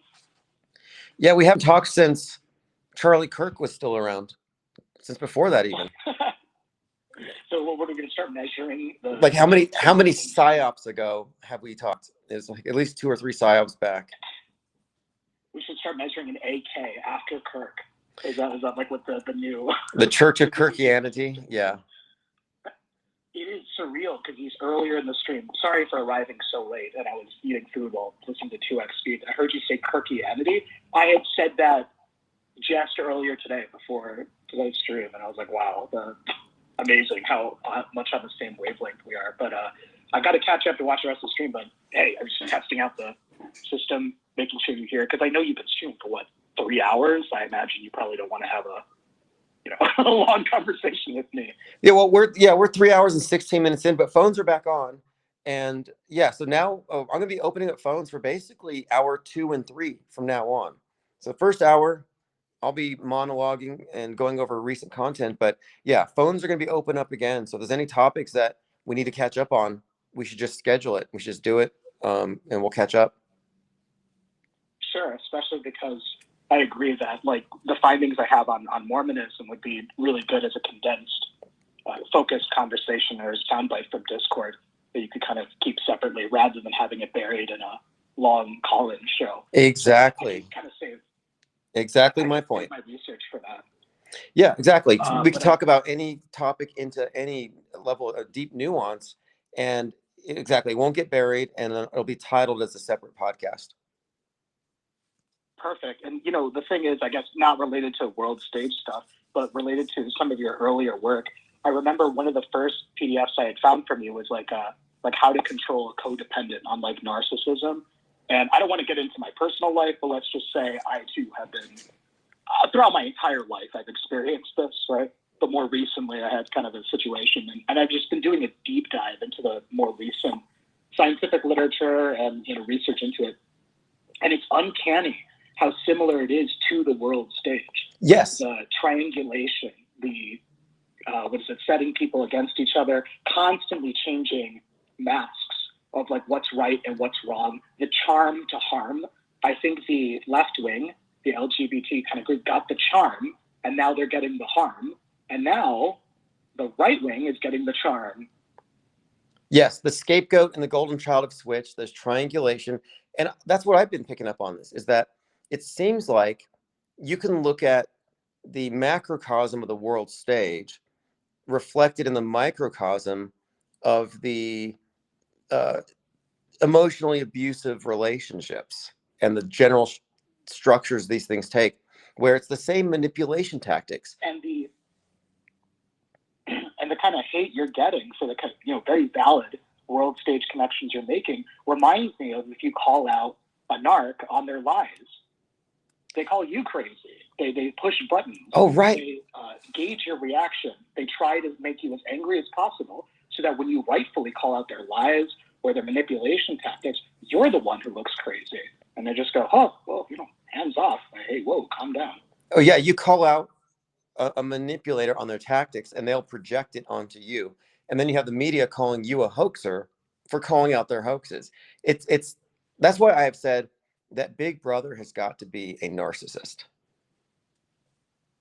Absolutely. And I will say, just sort of in general, your conduct in your show is remarkably calm, professional, level-headed.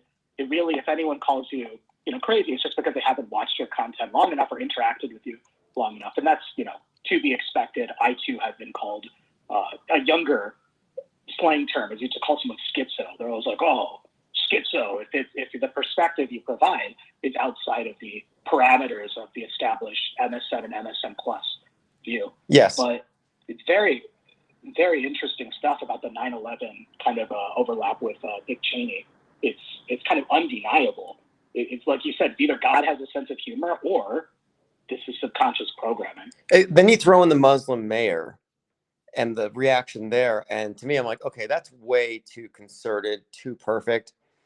And it seems to me that, yeah, that's another example of where this has all the hallmarks of being scripted. And then you find out that there was a drill at that airport with 150 casualty simulation actors a few weeks before.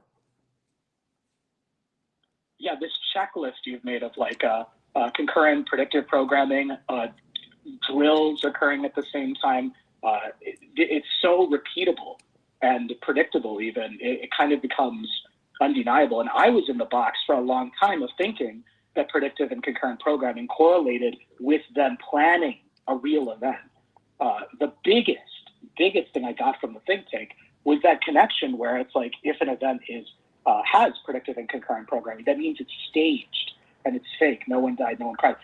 For me, I joined the think tank back in August of last year with you pointing out the machete connection to Donald Trump and Butler, Pennsylvania, how it's like a parallel scene to the xenophobic senator giving a speech right as he shot at with a failed assassination attempt. And I already thought, I'm like, yeah, this event is fake. Yet there's predictive programming for it? I thought that was only for 9/11, and it's actually for everything. Yes. Yeah, that's a big one. And then you see De Niro inspired Hinckley shooter to shoot Reagan. And then De Niro also plays the guy killed by the Joker. So you find him playing this role on the world stage through his movies and otherwise of basically caricaturizing Donald Trump, creating this version of Trump that is someone that we would hate. And then he plays the anti-hero who takes him out. And then he influencers I mean, that's crazy there. The same actor plays the role of the assassinated and the assassin, and then he inspires a real life assassin. That's a lot of overlap. And I've thought about these poles, the two extremes, even with the narcissist. The charm that they give is so real. They look into, and then the harm is also so real because it's very personal. And kind of having De Niro playing both the assassin and the assassinated, those are two opposite ends. And it kind of synthesizes in the middle in your mind. You on your own come to whatever conclusion you're trying to sort of crystallize in the minds of world stage audience.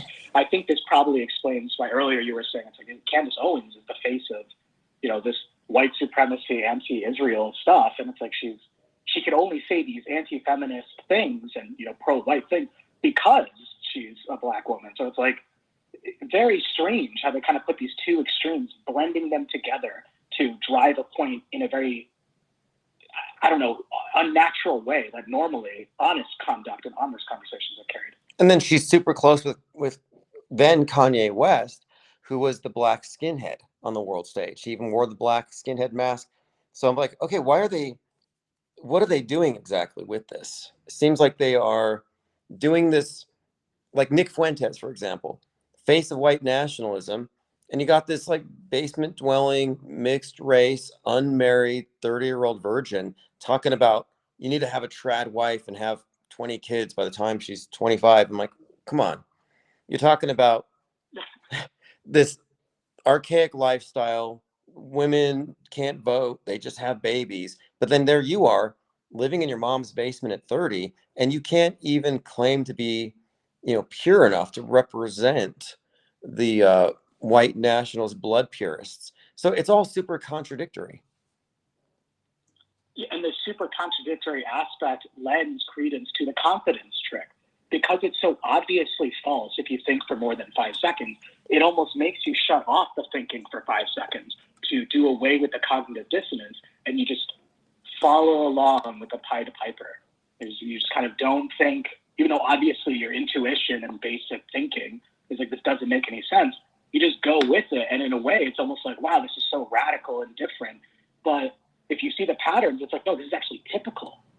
Right? And that's when I see the charm to harm stuff, the triangulation, the kind of the idealization, devaluation, discard. It's impossible to unsee it on the world stage.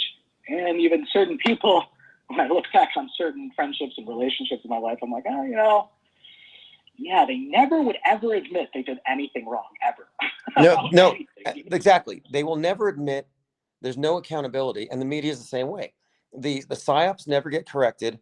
It never changes. And the thing is about gaslighting, it's so subtle, because what gaslighting does is it instills self-doubt in the target, and they replace their trust in self with trust in the gaslighter. So what media consistently does is it gaslights our perception, so we trust more in what it says.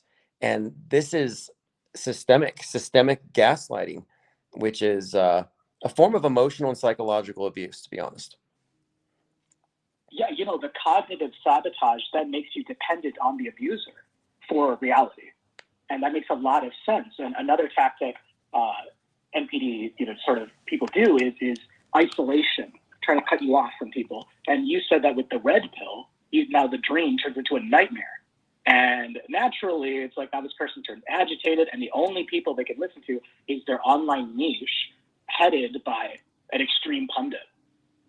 Oh, yes. Imagine if the only source of information they're going to be getting is from their online echo chamber that will then be reinforced in whatever version, whether it be the far left or far right version. Yeah, I pointed this out to people before as like advice. I'm like, if you bring up this stuff to normies, you're going to alienate yourself. And then that makes you more inclined to bond with your online cult. And that is very much in line with cult programming or even controlling relationships, where if they can isolate you and then become your sole focus, then they pretty much have you, because now your only way to have your socializing needs met are by staying in the echo chamber. And I'm like, don't echo chamber yourself. That's how they get you. Yeah, and the compartmentalization is another huge thing. Narcissists, once they've isolated you, they have multiple targets for supply, and they don't want them talking to each other. And we see that being implemented online with the new restrictions on YouTube comments and stuff, where they have top comments by default.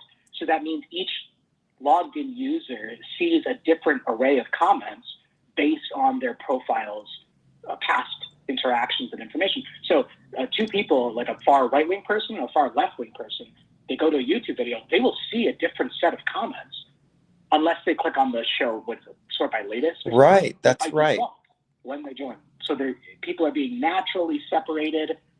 We're creating these walled off partitions where all of them are siphoning off their attention, their time, really. Right. That's why I think it's very important that we go ahead and make the move into the off-world stage, define it as such, and get everybody in on the same sheet. Because if you're in the alternative universe, you're in their duopoly. You're not in a separate ecosystem from the mainstream. And the only way out is off-world stage. And off-world stage is a different perspective entirely. And there are still people who are looking at news, they're calling stuff fake, but their perspective is still stuck there in Trutherville. But I'm thinking we can, make some progress here once we get the numbers up. Yeah, and I'll tell you, but it's very difficult and painful to admit that you were wrong for all that stuff, much like leaving a narcissistic relationship, realizing that the charm was all lies. But it also conversely means that the harm were also lies. They see people like objects. Like, do you hate your refrigerator? Do you hate your microwave? Do you love your microwave? It's just an object. So when they're charming, are saying all these personally pointed compliments that make you feel seen that only you would know. It's just to manipulate you. And in like manner, when they break you down, it's not even because they're sadists. It's purely for utility. And leaving that such a relationship is traumatizing because you go, oh my gosh, that means was there ever any love? Did they ever really love me? And then it's the same thing for people in these world stage, if you will, sectors or bubbles, whether it be MSN or MSN Plus. It's like this pundit who I've been following all this time who understood my plight.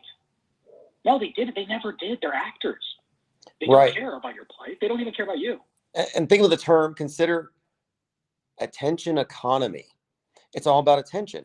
And if you look at what the domineering, controlling narcissist is about, it's about harnessing all of your attention, managing your attention economy, and jealously preventing anyone else from getting it.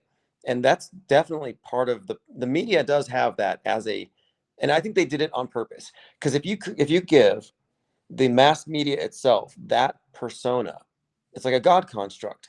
And this God has this persona, it's going to have a response in the consumers of media. It's going to basically turn a lot of them into dependents. Yes. And the God constructs are like different masks of the world stage system. So it's like a giant interactive drama where the mask caters to the particular subset that is afraid of Gaia, is afraid of, the Israel. You know what I'm saying? Like Oh, yes. Women taking control of power. All of them have their own little mask that they can scapegoat and get really mad at and all that stuff. And it keeps people compartmentalized. And I think that's such a fascinating perspective. Because here at the think tank, I don't know who's this. I don't remember who it was, but many times I've heard people accuse you of being, like this being very closed-minded, like you're only allowed to think that events are fake and stuff. Not at all. So people are allowed to have different perspectives, different takes. In fact, the think tank thrives on the different perspectives people provide, but not all ideas are created equal. Yeah, exactly. And I learn a lot from debates and disagreement. I reverse engineer arguments. And when people say, are you not open-minded enough? I have to point out that the mainstream media ecosystem is a closed system. By definition, if your opinion is centered from there, it's closed to the inclusion of media fakery and psyops. So you can't claim to be open-minded just because you're spouting red pill stuff. The open-minded perspective has to be inclusive of all the rest of the information. And so, no, we are the open-minded ones here. And I don't tell people what to believe, but I want to know essentially how do they arrive at their conclusions? Because if their sole criteria is I saw it on TV, yeah, we just reject it because not all opinions are equal. We're just looking at the same facts and we're trying to determine what the best explanations are. And I think we have the best explanation for all the alleged or suspected or misdescribed coincidences between entertainment and fake news events. And I think this idea of the explanation for it all being they're writing our history in advance. Yeah, I think we can substantiate that our history is manufactured decades or longer in advance. Like that's a big proposition, but I think we can support it. And I think that's cutting edge. I think the key two talking points that helps reach, I was talking to a more liberal-minded friend of mine this earlier, is this phrase that simulated, staged fake news is more powerful than laws. And it's like that statement alone, it's like if you can get that out there, that meme out that's there. Good. It's like fake news is very powerful. I think who am I going to quote? I don't know if it was Copus Athletic or someone from the chat, or Lean Dion. I think it was maybe Lean Dion. I got it from the chat, so I don't want to claim I came up with that, but whenever I saw that is a good point in the chat. Because if you think about it, it's like, yeah, it's like, who cares about changing laws if you control time? If you can basically get everyone in this cube, this perception of history and reality, that's far more powerful than controlling the laws. And the other thing is from my background, this really helped them put into perspective why these events are staged, because they keep saying like, well, of course the person was taken out, right? Like, why would you fake that? And so when you think of a demo, like if you're giving, I don't know, a software demo to clients, it's much easier to have a pre-recorded video of your software that you're going to show off rather than demoing it live. Because if you demo it live, the internet connection can cut out, the program can crash, maybe it doesn't do exactly what you want to show live. So if it's pre-recorded, it is so much easier, without a hitch, shows and does exactly what you want your clients to see. And in like manner, when it comes to staging political tragedies or these shows, it needs to be fake top to bottom, because then nothing can go wrong, because it's staged. If it was real, do you know how many things can go wrong if something is real? If you really killed someone? That's a good point. That's a very good point. I mean, it could go wrong in so many ways. And what they're hiding is the relationship between government, media, law enforcement, DHS, hospitals, all the way down. That's a major operation that could be exposed if there were any weak links in that chain. So yeah, they're totally controlling it. It makes more sense. Total creative control. Randomly killing people, that's messy business. You'd have whistleblowers. It's a war crime. Non-disclosure agreements are invalidated if crimes are committed. It all makes sense just to do. It's just a movie. It's just a movie. Nobody dies. And to explain from an implementation standpoint, I always refer to Mind War by Michael Aquino. I'm like, it's cheaper, more cost effective, and it still has the same intended result. So I think even in the news vendors, didn't that creepy guy say like, oh, all the money we've saved, we can actually stage anything. Yes. Yeah. So you see what I've done since the last time we've spoken is I've taken the news vendors concept and I'm like, well, if you think about it, they've been doing this long enough that they're actually bending history. And that's looking at it retroactively. Then you look at the foreknowledge, the planning in advance, and then you get the idea, no, they're history benders. And that's the real conspiracy. And it's scary to think that if all of our information comes from the screen, the history bending will be easier than ever. But like you could just retroactively change a digit or a date or something on Wikipedia. They occult it all the time. Now, even though there is a, what's it called, a edit history, right, for those in the know, but it's like, generally speaking, it's just there. No one goes that deep. And AI does pull a lot of its truth claims from Wikipedia. I don't know if you know that Wikidata has a knowledge graph behind it. And a lot of the facts of the triples are pulled from Wikipedia. And I remember when you were talking about like the Seattle Space Needle height, taking 42 seconds to go up to the top. If you go to Wikipedia, it says 41 seconds, and it says 43 seconds. And if you go through the edits, it's kind of like they're occulting it. Yes. So, oh yeah, 34 is the new 33. And oh, by the way, guess how big the 3I Atlas spaceship is? 33. It's something related to 33. I don't know. Yeah, it's like 33 miles across. Yeah. Of course. It's got to be, right? And if you mention that in isolation, because when I was talking to a more liberal-minded friend, I said, like, yeah, do you know how long it took to get to find Tyler Robinson? It's like 33-hour mountain. And I forgot, because I was kind of on a roll with my thing. I forgot that, like, unless you've seen this pattern, it doesn't really mean anything. But like, well, what does that mean? And I was like, oh, oops, sorry. And it helps a lot for people to understand that this is not an isolated incident with Kirk. It's like it's the world stage. It's systemic.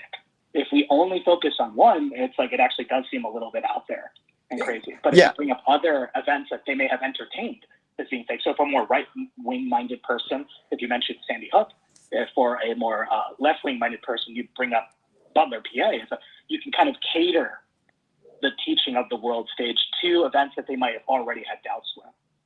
Yeah, exactly. And that's why I'm working with the idea of history benders and mind mapping it on whiteboards, because we got to show this is happening across time and it's the same liars. It's the same production company event after event. So Butler's not separate from the Trump thing.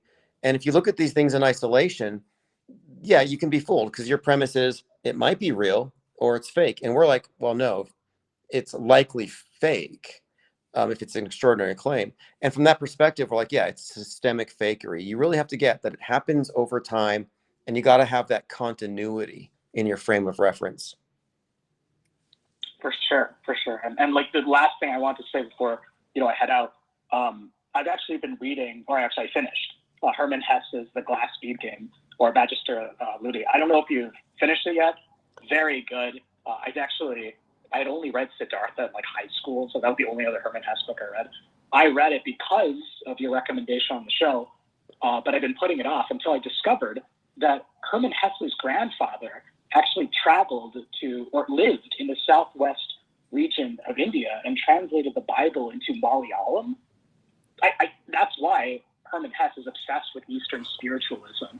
Okay, I didn't know that. Mixing the East and West. I was blown away by that. That's what kind of prompted me to kind of read the Glass Bead Game in like almost, I don't want to say one sitting, it was like 2 days, but it was like, it's a long book, but really good. And with relevance to the history benders, you probably know about Castalia.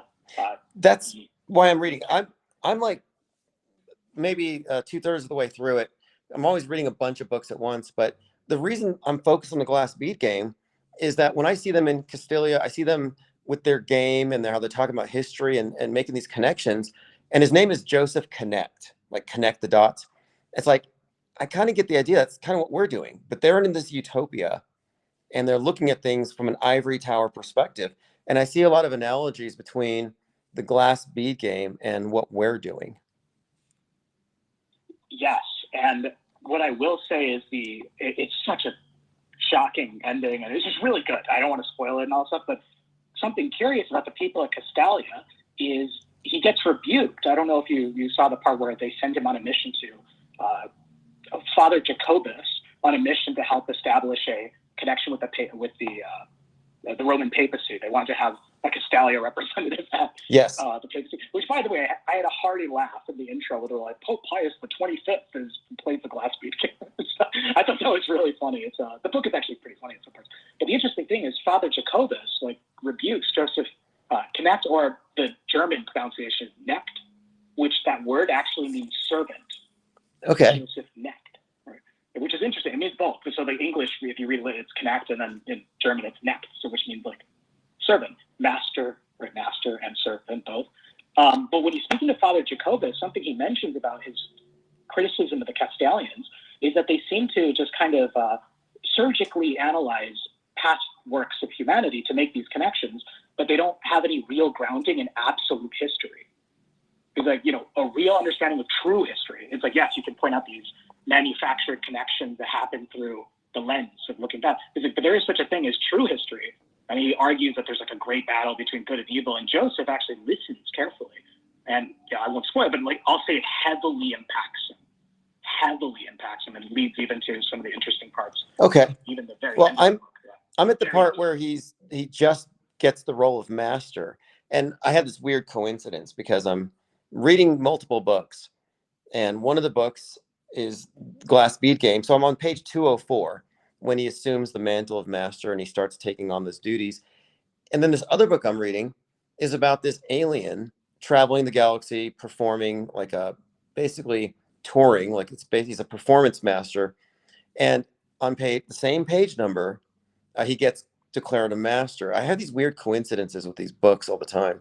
But the idea here, though, of course, is this idea that they're looking at history as almost a constructs detached from reality. And I'm like, wow, this is kind of interesting.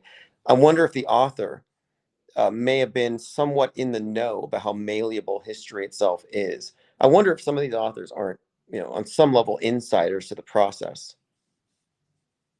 Absolutely. We already talked about Stephen King being a meta scripter for one, and Tom Clancy as well. I'm not sure about Hermann Hesse because he's, he was a bit of a what's it called, recluse, divorced. It's such an interesting. After reading that, I got really into it. But I really like the book, and Magister Ludi, right? It's like the master of the game. It's so funny. You go through the whole book, it never fully explains what the Glass Bead Game is with specificity. What are the terms? What are the rules? What are they doing? Right? I love the book because it could never be made into a movie. I would never want it to be made into a movie. It's I want it instead in my mind, this vague knowledge graph association of these abstract concepts of different musical movements connected to the I Ching and stuff like that. It's almost I'd rather keep it as this ephemeral kind of ethereal game. That's just, right. Yeah, it is like that. And so reading it, I just remember I'm trying to understand it. I'm like, wait a minute. The more I'm looking at it, it's like what we're doing to the outsiders listening to our conversations. It's indecipherable. It's like, wait, they're talking about Netflix, and they're talking about 9/11, they're talking about John Wilkes Booth. They're not going to make any sense of it. And so we're looking at the people playing the glass bead game as total outsiders. And so I'm like, okay, this would be like outsiders listening to meta scripters talk. that is the one thing, and I was like wondering, like, what's the point? Like, how do you win? And I would imagine it's someone who makes the biggest daisy chain. Right? It's kind of like a 5-hit combo. It's like a show like this connected to this, right? Kind of like 6 Degrees of Kevin Bacon, but with like created movements of man's history and art and works throughout time, right? But it is very interesting that Father Jacobus criticizes him on that, and it does influence the ending quite significantly. But if you think about it, his name is Joseph, right? And Father Jacobus was the one who influences him. I don't know if you know in the Bible, Jacob was the father of Joseph. Okay. Jacob influences Joseph, and he criticizes Joseph. I mean, they have a friendly back and forth. They're lifelong friends, even until he passes away. So like they're friends. But the thing is, he tells him, like, there's a real history. There really is one. Like, don't just get. He's like, the way you Castilians do it, you're very smart, you're very intellectual, but you're kind of like a surgeon who takes apart the different organs of a body without acknowledging that there are different types of bodies.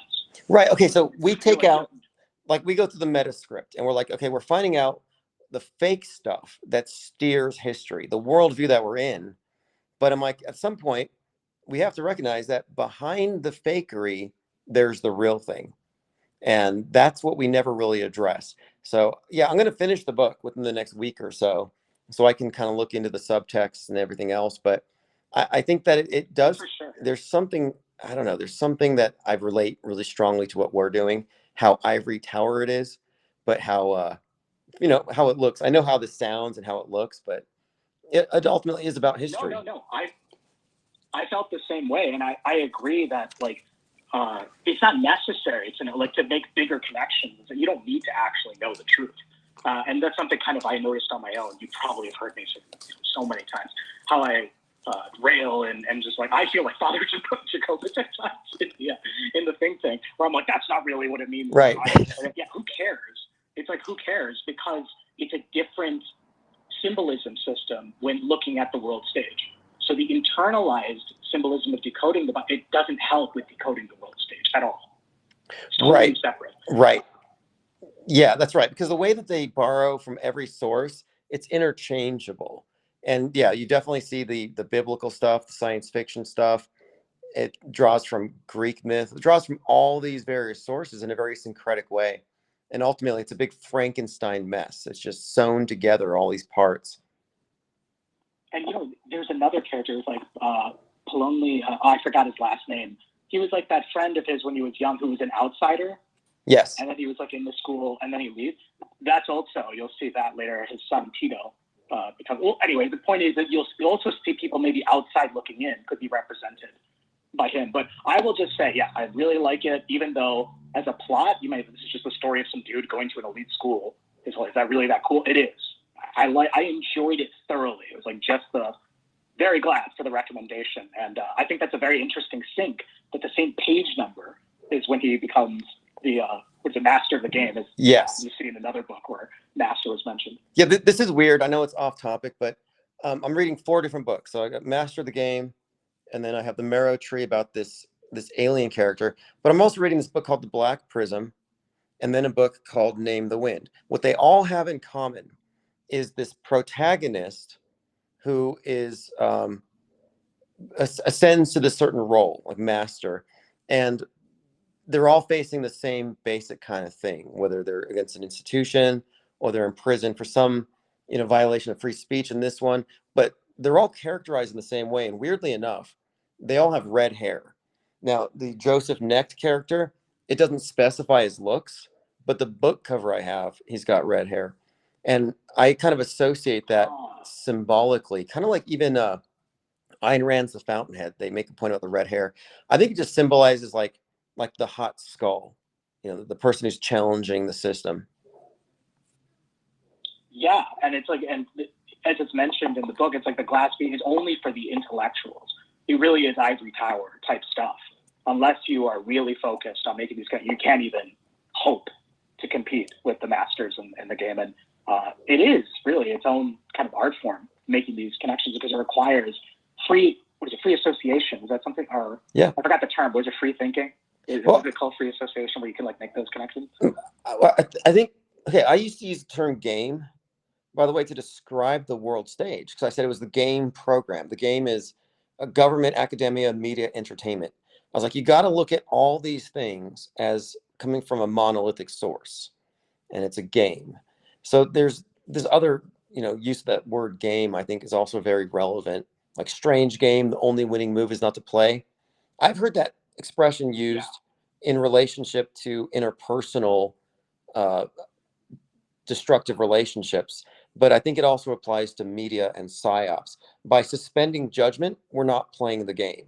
We're not engaging in it, but we're ivory tower. We're standing outside of it. Yeah, and the game of life as well. And this view, don't the Masons, they walk on top of a black and white checkerboard, which is layered with symbolism, like the duality, and they're above it, but they're still walking on what appears to be like a game board.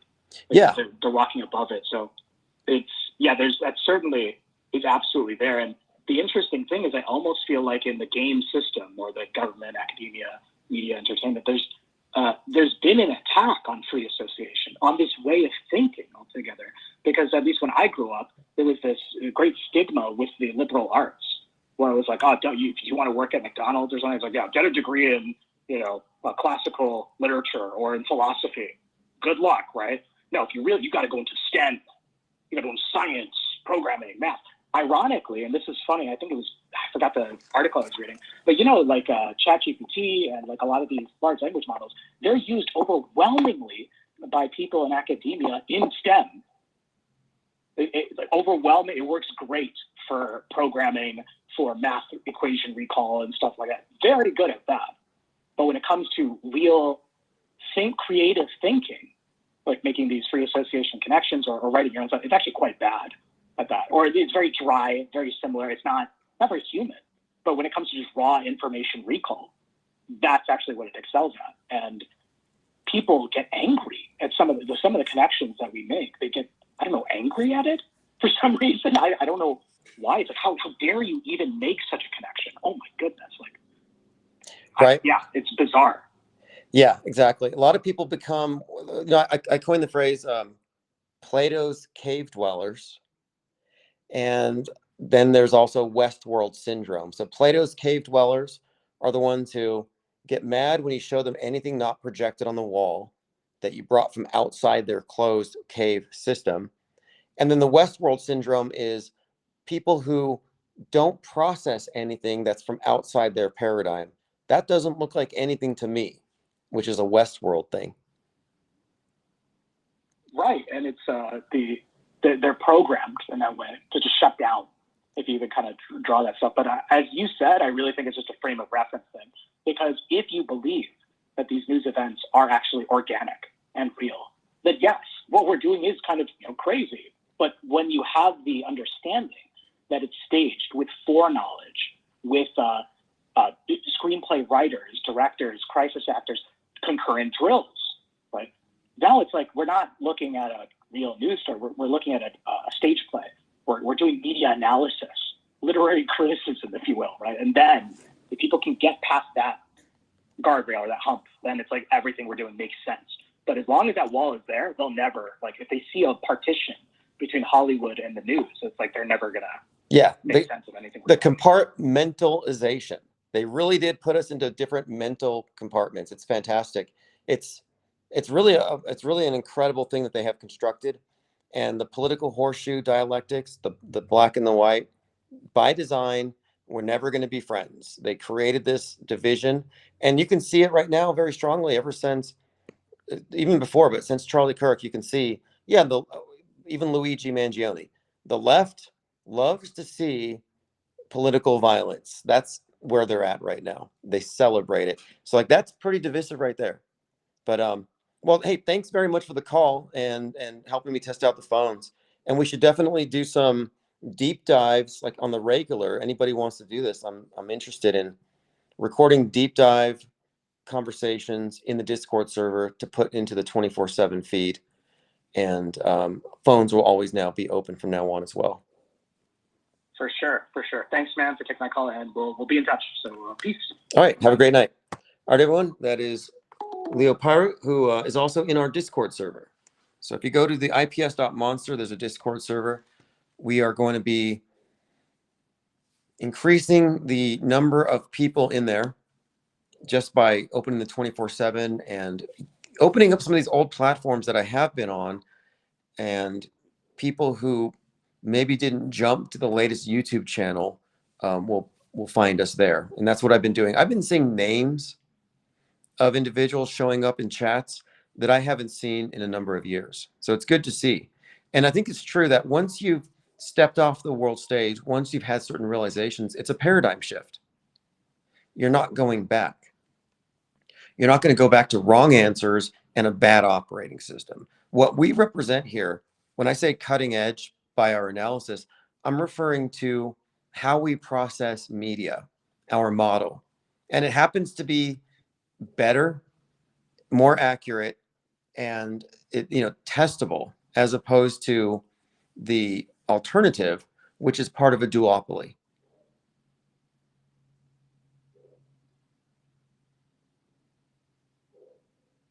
All right, going through your comments. All right, so we've had a steady 100 people on YouTube and D Live. I don't know how many have been listening on Twitter, but check your inboxes later.